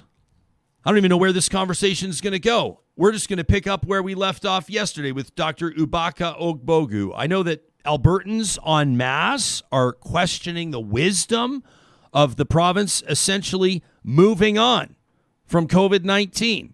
No longer will masks be required on public transit, in rides for hire. There will be no more contact tracing. There's not going to be any more testing. And if you actually have COVID-19, if you're positive for COVID-19, you are no longer required to isolate. Yeah, you heard me right. Dr. Shazma Mithani is an ER doctor at the Stollery Children's Hospital, as well as the Royal Alexandra. She's a professor at the University of Alberta's Department of Emergency Medicine, and she is just off night shift. We are thrilled she's agreed to join us. Dr. Darren Markland is a critical care physician and a nephrologist at the Royal Alexandra Hospital. He's in the ICU in Alberta's capital city. We're thrilled to have you both back here. Thanks for making time for us. I want to just essentially hand over the floor, encourage you to interact with one another, and of course, as you have in past, to speak freely. Dr. Markland, why don't we begin with you? Your response to the announcement from Dr. Dina Hinshaw, the health minister, and Premier Jason Kenney the other day. Where's Lenora Saxinger when we need her the most? Yeah. Because she's the moderator. Look, I can only echo what the world is saying right now, and that's what the hell. This is unprecedented, and we use that word a lot, but We're talking about getting rid of basic fundamental infectious disease precautions in the time when things are about to get haywire. This is kind of like saying, okay, I've given you some seat belts. Maybe you have some brakes, let a rip tater chip. There's the hill. We really don't like the idea of flying blind at the best of times. Anyone who's ever, driven through fog knows that. But during the time when we suspect, just by preliminary numbers and what's going on in other parts of the world, quote unquote, Florida, why the hell are we doing this now other than to cover up some really bad choices that have happened from the beginning of this pandemic? How do you think it's a cover-up? I mean, how do you think that would possibly work as a cover-up? Well, obviously the stampede was a political decision that everybody disagreed with, other than people who were politically charged to get some funding. That's the seed of the next wave. And so the only way that you can, hide the crime is to cover up the bodies. That's what we're doing here. Now, there will be some arguments that, yes, respiratory viruses are coming out, will overwhelm the system, none of which I buy, because we were able to amplify the system. And the reason why these respiratory viruses are coming out is because we've gotten rid of mask mandates, which prevented them in the first place. Look, we have time to get this right. I think the biggest issue is we have a bunch of kids out there who aren't vaccinated, who, if you look at the Florida population, are getting sick. Some are dying. Some are having permanent brain injury as a result of it. And we have trials right now, which are coming out in fall, which will likely be positive and say we can get our kids vaccinated. But, if we choose to fly blind when these kids get sick, there's nothing to stop them going to school and spreading it. And there's no way to get them tested, but to get them to go to the emergency department where other people are sick for other reasons. This is a plan that makes no sense on any level other than to hide and obfuscate.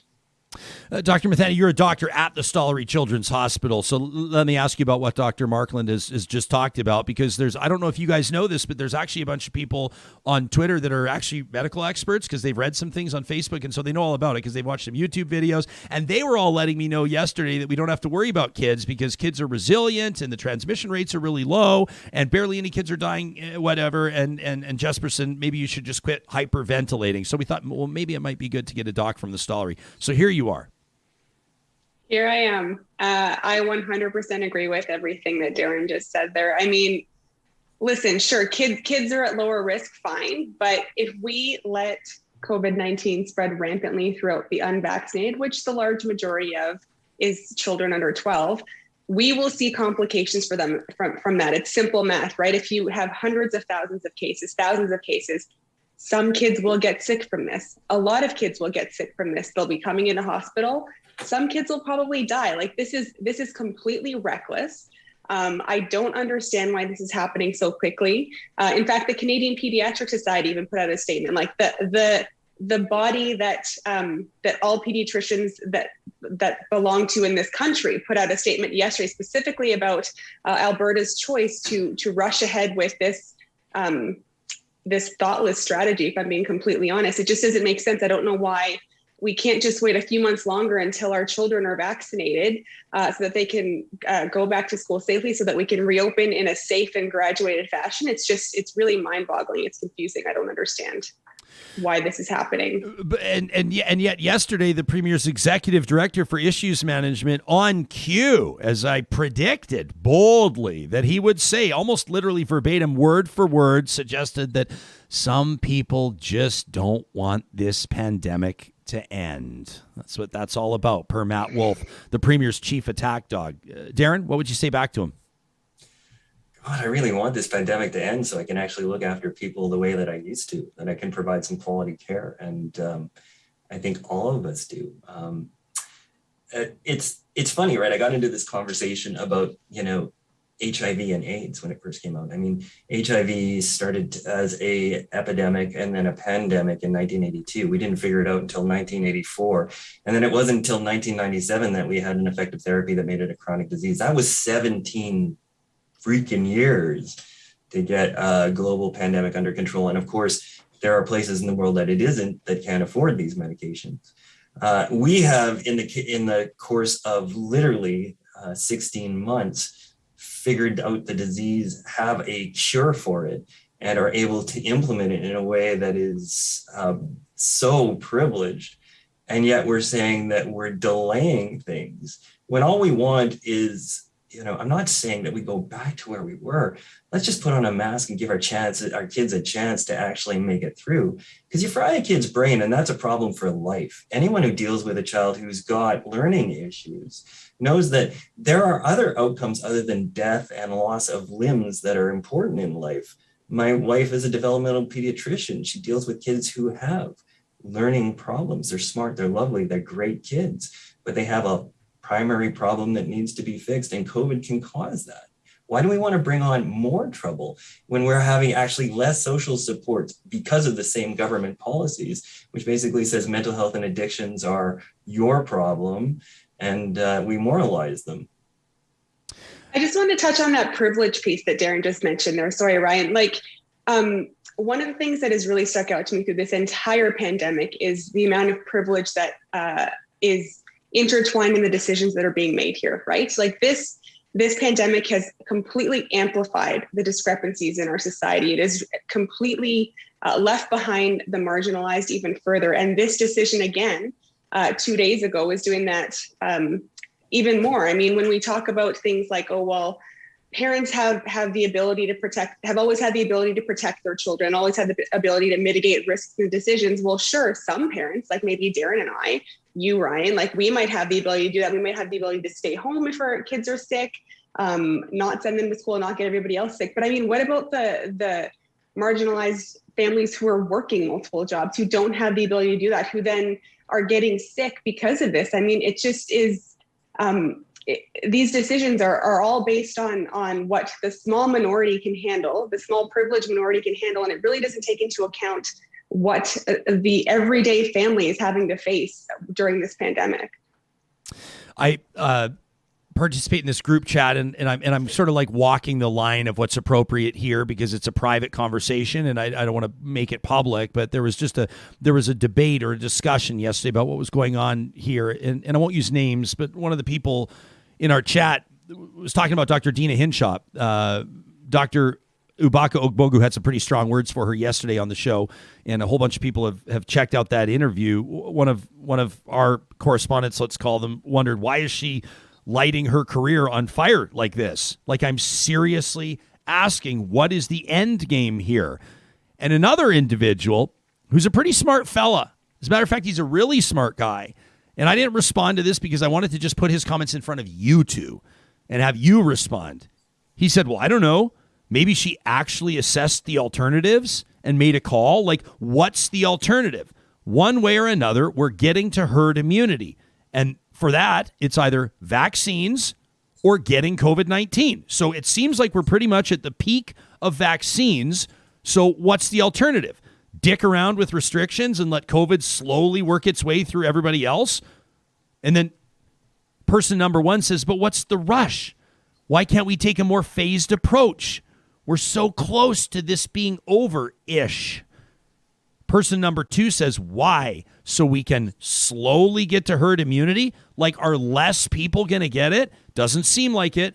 The people that are getting it have chosen to not get vaccinated. We can't possibly stop it from spreading, so they're going to get it eventually. Better sooner than later. Who wants to go first? Me. Well, sure. Adults that are unvaccinated have chosen not to do this, but the large majority of people who are unvaccinated right now are kids under 12. And there is an end in sight. The alternative is, why don't we wait until those studies get done and wait a couple months to get our kids vaccinated? I mean, I agree with friend number, I can't remember the numbers, but friend number one who said, what's the rush? Why are we rushing through this? That we know that the studies are being done to get our kids vaccinated, right? Those are weeks, maybe a couple of months away. Let's just take things slowly. We've always, Dr. Markland and I have always said that. My colleagues and I have always said this. Every single time something like this has happened, where a rush decision has happened, why are we rushing this? We have information, we have data, we have vaccines coming for our kids. Let's just wait. Let's keep them safe. And let's do this in a graduated and logical fashion. Dr. Markland? I agree with Shazma 100%. The reason for doing this has nothing to do with medicine or science. In fact, it's really important to be irrational about this so that you can generate enough discord that you can destroy the public system. And really, I think that's probably one of the bigger underlying motives here is once this government is gone, I mean, these people are not in it for the people. This is truly some group that has gone in to destroy what has been set up by other people for the people, to come in and profit take and install private profit sharing ways of taking healthcare dollars because they know that oil is no longer the pipeline of funds it's going to be. That is horrific. And so these irrational decisions, when you look at under a bigger picture, are irrational on purpose. And so people are looking for rational choices. But, as long as you follow a doctrine of shock and awe, nobody can actually figure out what's going on. Listen to the people who keep saying the same things. Look for progressive improvement. And when we say that, wear a mask, get your kids vaccinated, because these are habits that are going to be important in the future as well, because this will not be the first virus that is going to cause a pandemic. We need to train ourselves for the future. Do you really think that, I mean, I've seen people suggest that they think that this is part of Jason Kenney's bigger plan to collapse or overwhelm the public healthcare system and pave the way or open the door for justifying more private health delivery. And you know exactly what Premier would say when asked. He would roll his eyes and he'd scoff and he'd smirk and he would call you conspiracy theorists for suggesting this, and he'd make some comment about tinfoil hats. I mean, do you really believe that might be part of his mandate? Shazma? I should have worn my tinfoil hat, I guess, today then. Yeah, I do, to be totally honest. We know that this government is ideology driven. We know, even just with the bills that they've sneakily put through, like Bill 30, it sets everything up for privatization. And they're already starting to make moves in that direction now. I mean, dismantle the public system, say it doesn't work, and then have private come in and save the day. We're already seeing situations where funding could be funneled to places that it needs to be funneled. So, I mean, the Stollery announcement yesterday is a perfect example of that. I work there, right? I work at the Stollery. They just built, like, the university is one of the newest hospitals. The University and the Stollery are one of the newest hospitals in the city. AHS had a report several years ago with the NDP during the NDP government time that said that the two hospitals that needed the most resources and really new hospitals were the Misericordia and the Royal Alex. Where's the money and the funding there? All of this is kind of shuttling money and putting money in places where it doesn't make sense, where you get to have a nice photo op, where you get to, again, conspiracy theory here, but maybe make some of your friends and donors happy, without actually putting the resources where Albertans need the money to go. Why not build more supervised consumption sites? We know that that's needed. Instead, there's $2 million being put to explore having a separate hospital when within the healthcare system right now, there are things that could use that $2 million much, much more effectively and are in much more dire need of. Darren? I concur. Look, the ALEC is the biggest trauma center in Alberta. We have a catchment in the northern region. However, we have a reputation of being that hospital where the homeless people go. And that's not what we are. We are champions of people who are experiencing homelessness. We are champions of people who have addictions. I mean, we've set up programs which are world-renowned. Our ARCH program is trying to get to the causes by building relationships. But that doesn't tie into the base of people who fund this profit-based, stripped-down version of removing all social supports. It's not palatable. It doesn't look well in photographs. And, nobody wants to shake the people's hands that we look after. But we're happy to, we love our patient population. We cherish them. And I wish people could see the things through our lenses. Both of you have been, I don't want to say outspoken, but you've been very candid, and I've really appreciated it on social media. I wanted to read a couple of your tweets to our audience, just in case they didn't see them. Doctor, just yesterday you tweeted, Dr. Mithani, waking up to multiple media requests after a long shift. Almost happy I was sleeping and I couldn't respond because I really just don't know what to say anymore. You write, it's clear that this government has decided they just don't care about any of us. They don't care that our kids will get sick. They don't care that they're gambling with the lives and livelihoods of Albertans. All they're focused on is the economy. Well, there is no economy without people who are functional and alive. There's no future without our kids. They don't care that healthcare workers haven't recovered after over a year of hell, that patients just keep coming, resources keep shrinking. That's without more COVID cases. What will we even do if those start rising again? We are dispensable to them, all of us.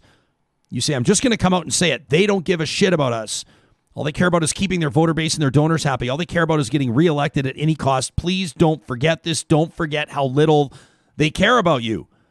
Dr. Markland, you tweeted, in its desperate attempt to return Alberta to its pre-pandemic state, the UCP has spread so much disinformation and splintered otherwise thoughtful people's trust in government to the point that it has effectively done the opposite. This will scar our province for years.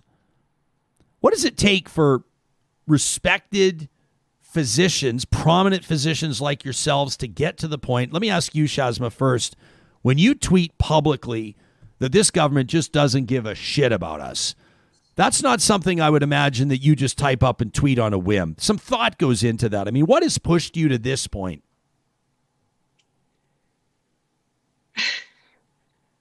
Give me an example of where they have given a shit about us, honestly. I mean, this last year and a half it's been terrible decision after terrible decision. They are dismantling our social systems. They're defunding AISH. They're changing our curriculum to make it more racist and less progressive in the direction that it needs to go for our children. They have let COVID run rampant and killed people, right? Because they did not want to make the right decisions for Albertans quickly enough, that they focused too much on the economy, the quote unquote economy, without focusing on lives and what needed to be done in that moment. And then, just when I naively think that maybe something's different, I'm proven wrong again, that another stupid decision is made that puts Albertans at risk, that puts our kids at risk. Like, give me an example, Ryan, of where they haven't, or where they have given a shit about anybody but themselves. Like, honestly, it's just one thing after the other with these guys. And it's really frustrating to be here in a province that I love, that I grew up in, to see it being completely dismantled in front of our eyes, with no matter how much Darren or myself or all of our other colleagues just cry foul and tweet and get out there to try to educate our community. It just really feels like it doesn't matter, that everything we do, it just is not going to make a difference. And I really, really hope that in 2 years, that's what that last little bit was about on that tweet, right? Like, that in 2 years, people don't forget everything that they have done to ruin our province. Yeah, I saw somebody tweet yesterday at the Premier, Premier Kenny, who is your favorite Albertan and why is it a pickup truck? Darren, you tweeted yesterday that you think that this is going to scar our province for years. What's your fear there? I mean, how do you see that playing out? If you look into your crystal ball, what do the next few years look like? It's going to be distrust with the political system. We've become so polarized on purpose. I don't ever remember it being like this. I mean, if anyone who does committee work or does any low-level politics knows that, they sit around and build consensus. They're not about firing grenades into a room and waiting for people to crawl out with the smoke. You have to generate goodwill and trust. That's how people come together. That's how communities form. I believe in that. Hell, I even have a little coffee cart that I run out every Friday and try to build it on a personal level. When you purposely generate distrust in the system, you destroy it. And that takes years. It's so easy to tear apart the foundations of things that people have spent years and years building. And that's what's happening right now. This is truly an attack on our political system to destroy and profit take from the capital and equity that people have put into healthcare and education. And it's absolutely horrific that people can get away with this just by smiling, saying the right things, making bad promises, and driving around in a blue truck. I want to ask you too about Dr. Dina Hinshaw in particular, it's been really interesting. Yesterday I said, hey, listen, I mean, the health minister, whether he's throwing her under the bus or not, said that this was her idea, said that the government's operating on her advice with regards to all the cancellations and, basically moving on in layperson's terms. Health minister says, hey, it was Dr. Hinshaw's idea. And I said yesterday, if that's not true, she should resign on principle, right? I wouldn't be thrown under the bus like that. And if it is true, she should resign. And some people pushed back, the people that have white sunglasses on in their profile photos and they read certain right-wing publications, and all these people all of a sudden are big fans of science. They're all of a sudden huge fans of Dr. Dina Hinshaw, all of a sudden. And yesterday they were coming at me saying, oh, whatever happened to listening to the experts? Huh? Whatever happened to taking the advice of the experts? And I want to ask the two of you a very pointed question. Do you have confidence, Dr. Markland, in Alberta's Chief Medical Officer of Health? I have confidence in the person, but not the position. The position has been undermined from the very start. She's scripted. She says whatever they want to say. But then you don't have confidence in the person. Okay, let's not mince words. No, I don't. I don't think anybody really does. The people who are saying they do are trying to mitigate damage. Dr. Mithani? No. Unfortunately, my answer is no. As much as I want to say yes, and I hate that I have to say that I don't have confidence in a doctor colleague of mine. Before 2 days ago, I could chalk it up to, well, she was trying. She was trying to push for the right decisions to be made with the waves and with the restrictions. But I have changed my mind since then. The U.S. Center for Disease Control has called the Delta variant the new war. We had Dr. Ogbogu on yesterday who described Alberta as cooking a new variant. Now, I'll acknowledge that you're not epidemiologists, but you're obviously respected and educated physicians. As far as you're comfortable, to the extent that you're comfortable, do you believe that could be accurate medically, like scientifically? Could that be accurate? Shazma? I'll let you go first, Darren. If you want to defer, that's fine. I hear Sarah laughing in the background. Yeah, both of them are, yeah. Scientifically, it is possible. You let a virus grow unmitigated, and yes, you will get variants. That's just the nature of the beast. Do I think we're going to get something that has escape potential? I don't. I actually believe that, the technology and bioscience behind these vaccines has been so good that we're not going to get something that escapes vaccines. Every vaccine and every variant has been susceptible to this technology.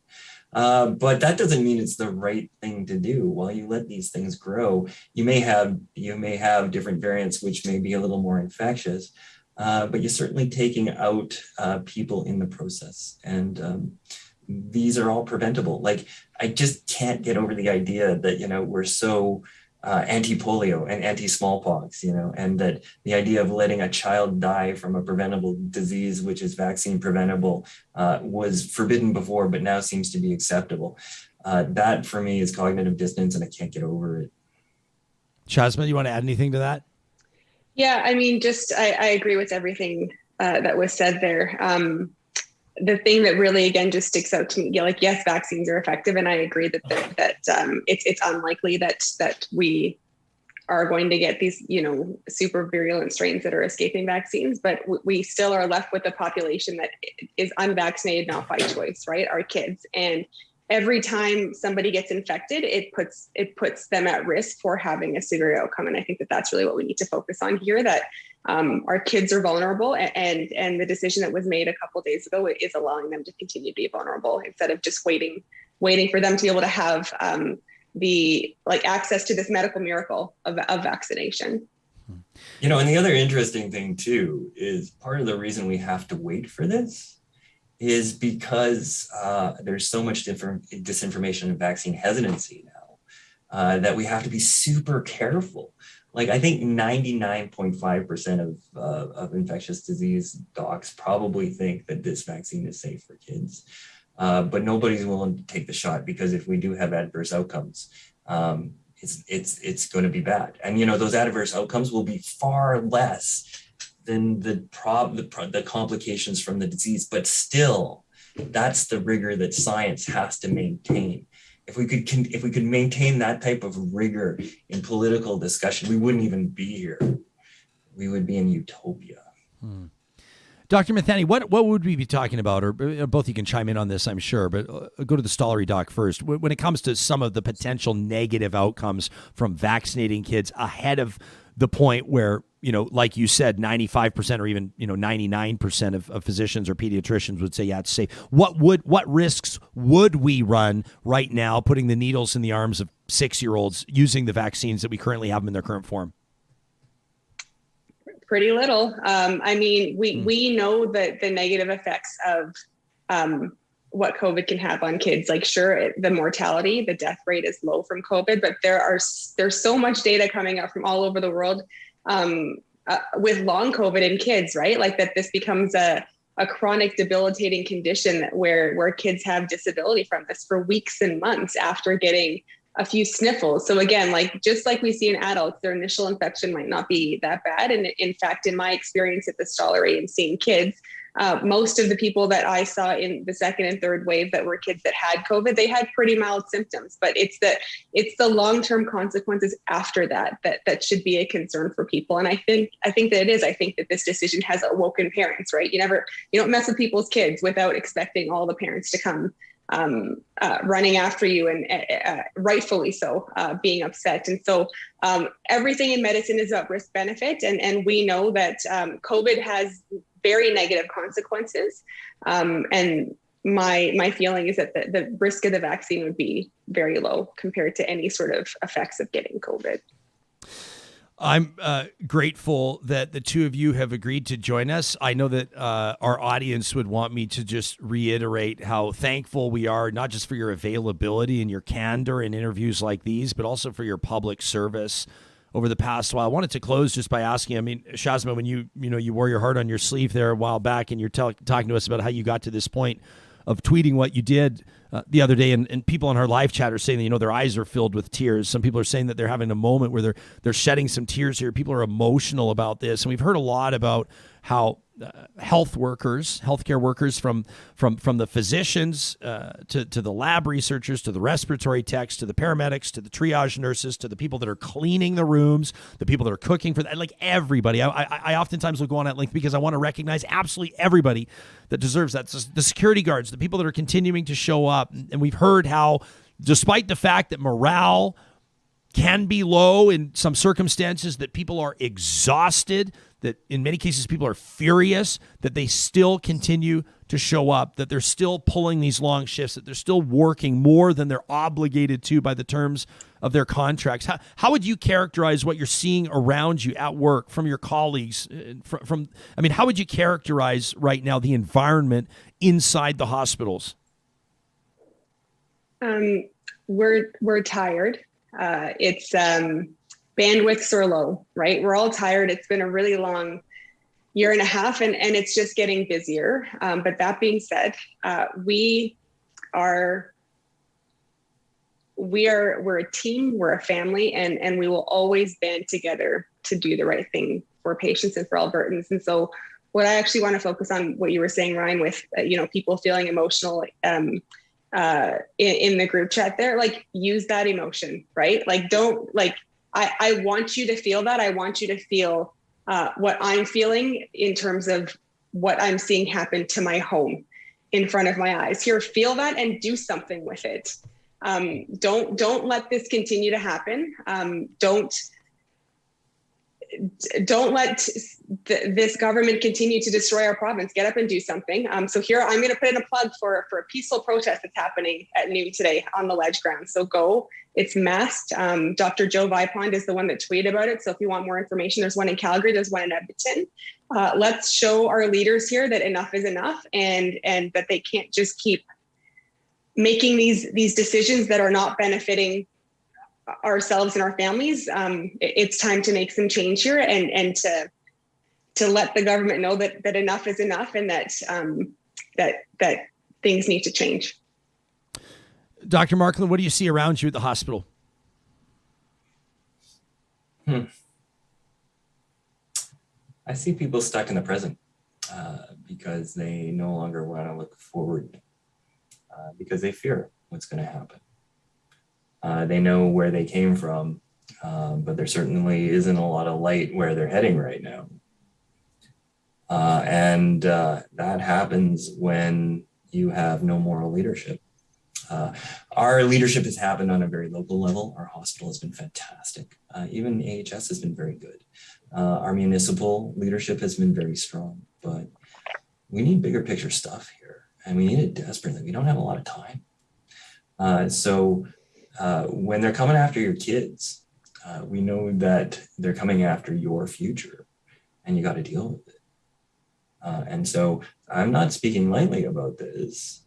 I think, think about how you vote, but also you got to make that fear and that turmoil palpable. And I would agree that you need to show government that what they're doing right now is not right for the people. One of the things I worry about, and it's not at the top of my list, but it's one of the things I worry about, is that Alberta's reputation has taken so many hits over the past couple of years under this premier. I mean, he continues to just embarrass this province on the national and international stage. His lack of understanding or his willful ignorance around, for example, where certain industries are going or where certain trends are with regards to international investment, his unwillingness or his inability to pivot when it comes to his position on priorities. I mean, there are so many examples, and I could go on. I wouldn't force you to sit here and listen to me go on and on and on. I mean, essentially, in a way, I do it every single day. But I even think right now, we're getting letters from people. I'm going to read one of them coming up in Trash Talk. People that are like, I was getting set. This letter you'll hear. I was getting set to move back to Alberta from Vancouver. Says, I'm not doing that right now. I might later, but I'm not doing it right now. I worry about people that are considering, we have friends that work in tourism. We have partners on this show that work in tourism. I worry about people that were excited to welcome folks back into their restaurants or into their amusement parks or into their gardens or whatever. People are going to cancel those plans. People that are only even reading the headlines that are wondering what the hell is going on in Alberta right now. I think of people that are flying across the country and traveling. I mean, if you have a chance, you're going to fly one airline that's a direct flight from Toronto to Vancouver, or you could save $100 by having a layover in Calgary, but you're not sure, you can't say with confidence that there's not somebody that is legally boarding that flight while COVID positive. Let's just sit for a second and think about that. You could legally board an aircraft with COVID-19 right now, not wearing a mask, not that would make any difference. You think that people are going to, this should be pissing off airports and airport authorities. Like, you think, you know what I'm saying? Like, when you actually take a look at how the rest of the country and even outside Canada, how people are viewing Alberta right now, there is nobody. I was thinking of doing a Twitter poll. Like, what would you say would be the most damaging to Alberta in the province's history? And off the top of my head, I thought maybe Pierre Elliott Trudeau's National Energy Program, BSE, and Jason Kenney. Those are the three that off the top of my head I thought would make for an interesting poll. And I suspect that we would have one overwhelming answer right now. And that really bugs me because actually I love this place. And I really I'm proud to be from here. I'm proud to be raising my family here. I don't love seeing us look like a bunch of backwards yokels based on the actions of this government. But that's exactly what's happening. And quite frankly, it hurts. We'll leave it. It does. It's heartbreaking, right? It's heartbreaking when you've been, this is somewhere that we've called our home. Like, I love Alberta. It's an amazing province, and it's really heartbreaking to see all of that being destroyed before our eyes at multiple levels, right? And yeah, Ryan, I mean, like you said, like I have friends all across the province, and every time one of these decisions is made again, I inevitably get a text message from my friends in Ontario. What Shaz, what the heck is going on over there in Alberta? Like, we thought Ontario was bad, but what's going on over there? It's always, every time, because it makes national news. The ridiculous decisions that get made here always make national news. And unfortunately, it's hard to sit and watch. It's hard to sit and watch a place that you love just being slowly destroyed and dismantled. Yeah.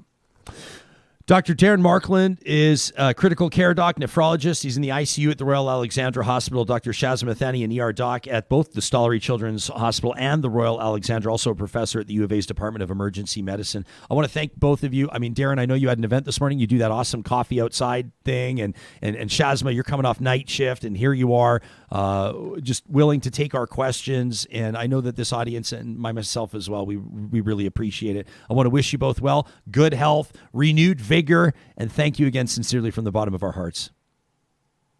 Thanks, Ryan. You can let us know what you think about this interview, what you've heard from those two doctors, the experts. Pretty remarkable to hear both of them go on the record. They have lost faith in Alberta's Chief Medical Officer of Health. That is no small thing, as you saw from Dr. Markland in particular, to go on the record and say that. Both of them lamented the fact that if they're going to be honest with us, if they're going to be honest, they had to say what they had to say. But that's a pretty significant moment right there, live on Real Talk.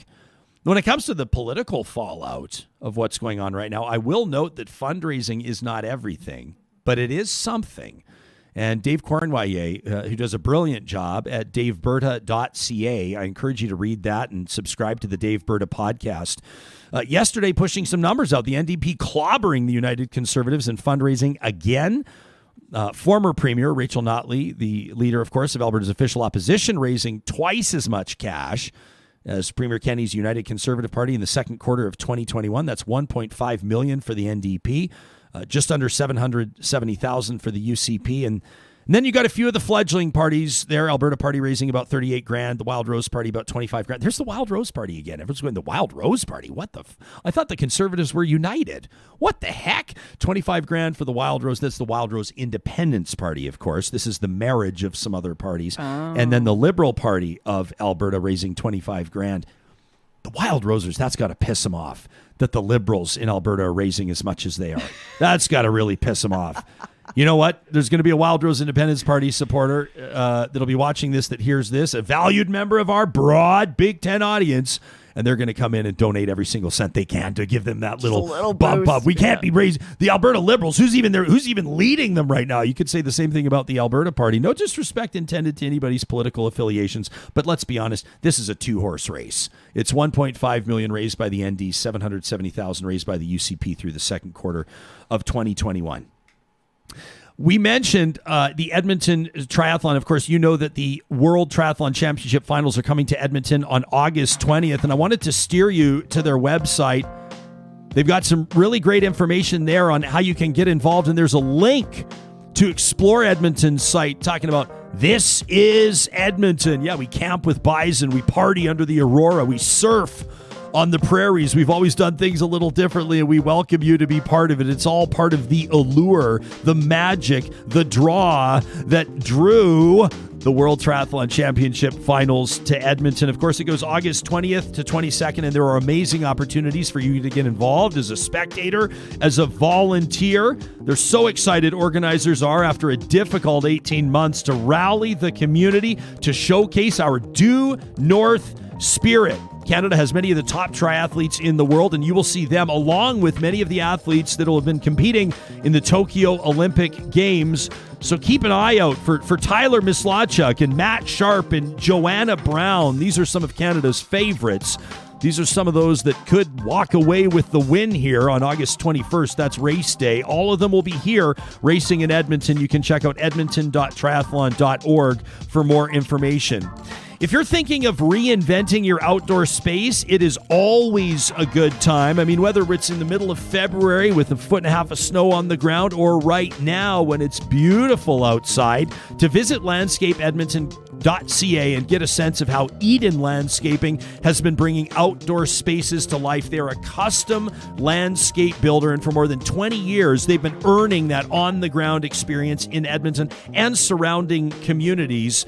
You don't have to hire a landscape architect and then a general contractor and then people to provide the services. It's a one-stop shop with Eden Landscaping. From the first consultation where Mike and his team will go through you, maybe you have a Pinterest board, maybe you've been collecting photos, ripping them out of magazines. Hey, could we do something like this in my yard? That's when the planning starts. All of a sudden, next thing you know, they're breaking ground and you've got that outdoor oasis. You can find more online at landscapeedmonton.ca. And a big shout out to our good friends at Local Waste. You know, for more than a quarter century, they've been family owned and they've been going head to head against all those big multinational garbage companies. They pride themselves on integrity, and that means that they're not trying to score a great deal at your small business's expense. They're only going to sell you the service that you need, and as your business grows, they will grow the relationship with you. You can learn more about the services that they're providing in Alberta and Saskatchewan, as well as how they're looking to expand. Those entrepreneurs out there, again, you'll find them online at localwaste.ca. Each and every Friday, right as we wrap up our broadcast week, our friends at Local Waste provide an opportunity for us to blow off a little steam. These are emails that we've received through the week to talk at ryanjesperson.com. It's a little tradition we call Trash Talk. All right, this from Scott, who wrote in to wonder what the hell is so important on your cell phone that you need to be looking at it while crossing the street, or worse, walking through the parking lot or the driving lane as you're headed to the store. Once you're in the store, you're still looking at your screen. You're walking into people, no clue where you're going. Scott pleads with us, put your phones away. Nothing is so important it can't wait. Or even stop walking, move to the side, and check your mentions. He wraps up, that is all. All right, Scotty, thank you. This one from Louisa, who says, a week ago with great anticipation, I sat down to binge watch season 2 of Ted Lasso, only to find out that they're only releasing one episode per week. Unacceptable, says Louisa. What is this, the 1990s? I want to be able to binge my beloveds. Did the producers forget that we're still in a pandemic, that I could use a big dose of optimism and humor? I gotta wait a week to find out why Jamie Tart is on a salacious reality show?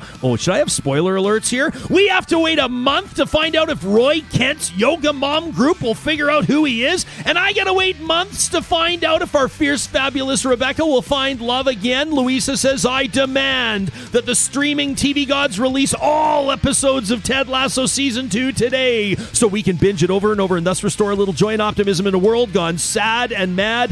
Bingefully yours, Louisa! How about this from Deanna, who says, Premier, how can we believe that you care about Alberta and its citizens when you continually adopt reckless and irresponsible slacking of healthcare rules? Pandemic over? Lie. No isolation when testing positive? Dangerous, stupid, frightening. Eliminating testing by the end of August?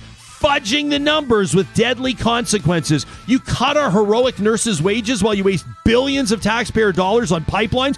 Disgusting. You only care about your base. You only care about re-election. You only care about preserving your jobs. You don't give a damn about people that didn't vote for your party, period. And Dr. Hinshaw, I've lost confidence in your role as an object, nonpartisan chief medical officer of the province. You've disappointed me beyond words. You had ample opportunity to stand up for Albertans, and you failed us miserably. You compared COVID-19 with the common cold yesterday, singing directly from the UCP song sheet. Premier, your actions have pitted Albertan against Albertan, dividing us, your classic tactic. You should be uniting us, not creating fear and mistrust. This is a new low, Jason, a new all-time low, even for you. Albertans need to be vaccinated against the UCP, says Deanna. I am sick to death of your crap. How about this one from Tim, who says, Happy Friday. I was excited to move back to Edmonton. I was excited to see my friends and loved ones. A triumphant return home for a week after moving to BC for a new job. Even though I'm fully vaccinated, Alberta lifting COVID restrictions the way they are, restricting testing, taking, quite frankly, a stupid approach to opening things up, along with rising cases, I'm rethinking my plans. I haven't seen my family in a year. I've been doing my part following the rules, but because of a government more focused on the rich than people who actually make the province function, things keep getting worse, and I hate it. says, I'm changing travel plans. I'm going to Vancouver to try for the holidays. He says, by the way, moving to BC from Alberta was not as much of a shock financially as they thought it would be. Now, I'm not on the coast, but everyday expenses and bills pretty much what they were when I was in Alberta. The PST, the extra taxes, a small price to pay to not live in a place led by Jason Kenney, worth every single cent, says Tim. I rant because I care. And this one comes with a very special earmuffs warning from Tanya. Her subject line, how many times can I get Ryan to say fuck on a Friday? Tanya says, as your local UCP candidate, she's running for office, but not really. Can you believe I literally just dropped the email and I can't find it? Oh no, here it is. Did you get it? Do you have it? I got it.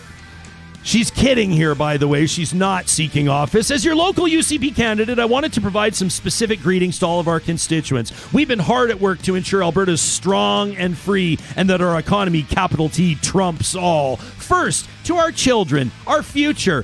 Fuck you! We've provided a backwards and regressive curriculum to ensure you're behind your international peers for generations to come with no understanding of racism or social development. And because we value you so much, a double fuck you as we sacrifice your young bodies to our economy. The damn lefties won't let us put you in coal mines anymore, but we found a different way for your young lives to serve our corporate masters. Oh, to our women, fuck you! Childcare will continue to solely be your responsibility and will continue to hinder your participation in the economy because we all know you really belong at home in the kitchen anyway. To our rural communities, a hearty fuck you! We will no longer require our beloved oil and gas industry to pay their fair share. As a party that prides itself on self-reliance, we know your communities share that sentiment and no longer need such opulent subsidization to live within your means. To our beautiful eastern slopes, guess what? Fuck you! We can buy water in bottles and maybe a few $100 in royalties and a handful of jobs, easily worth the sacrifice of a couple of mountains that nobody important on our donor list visits anyway.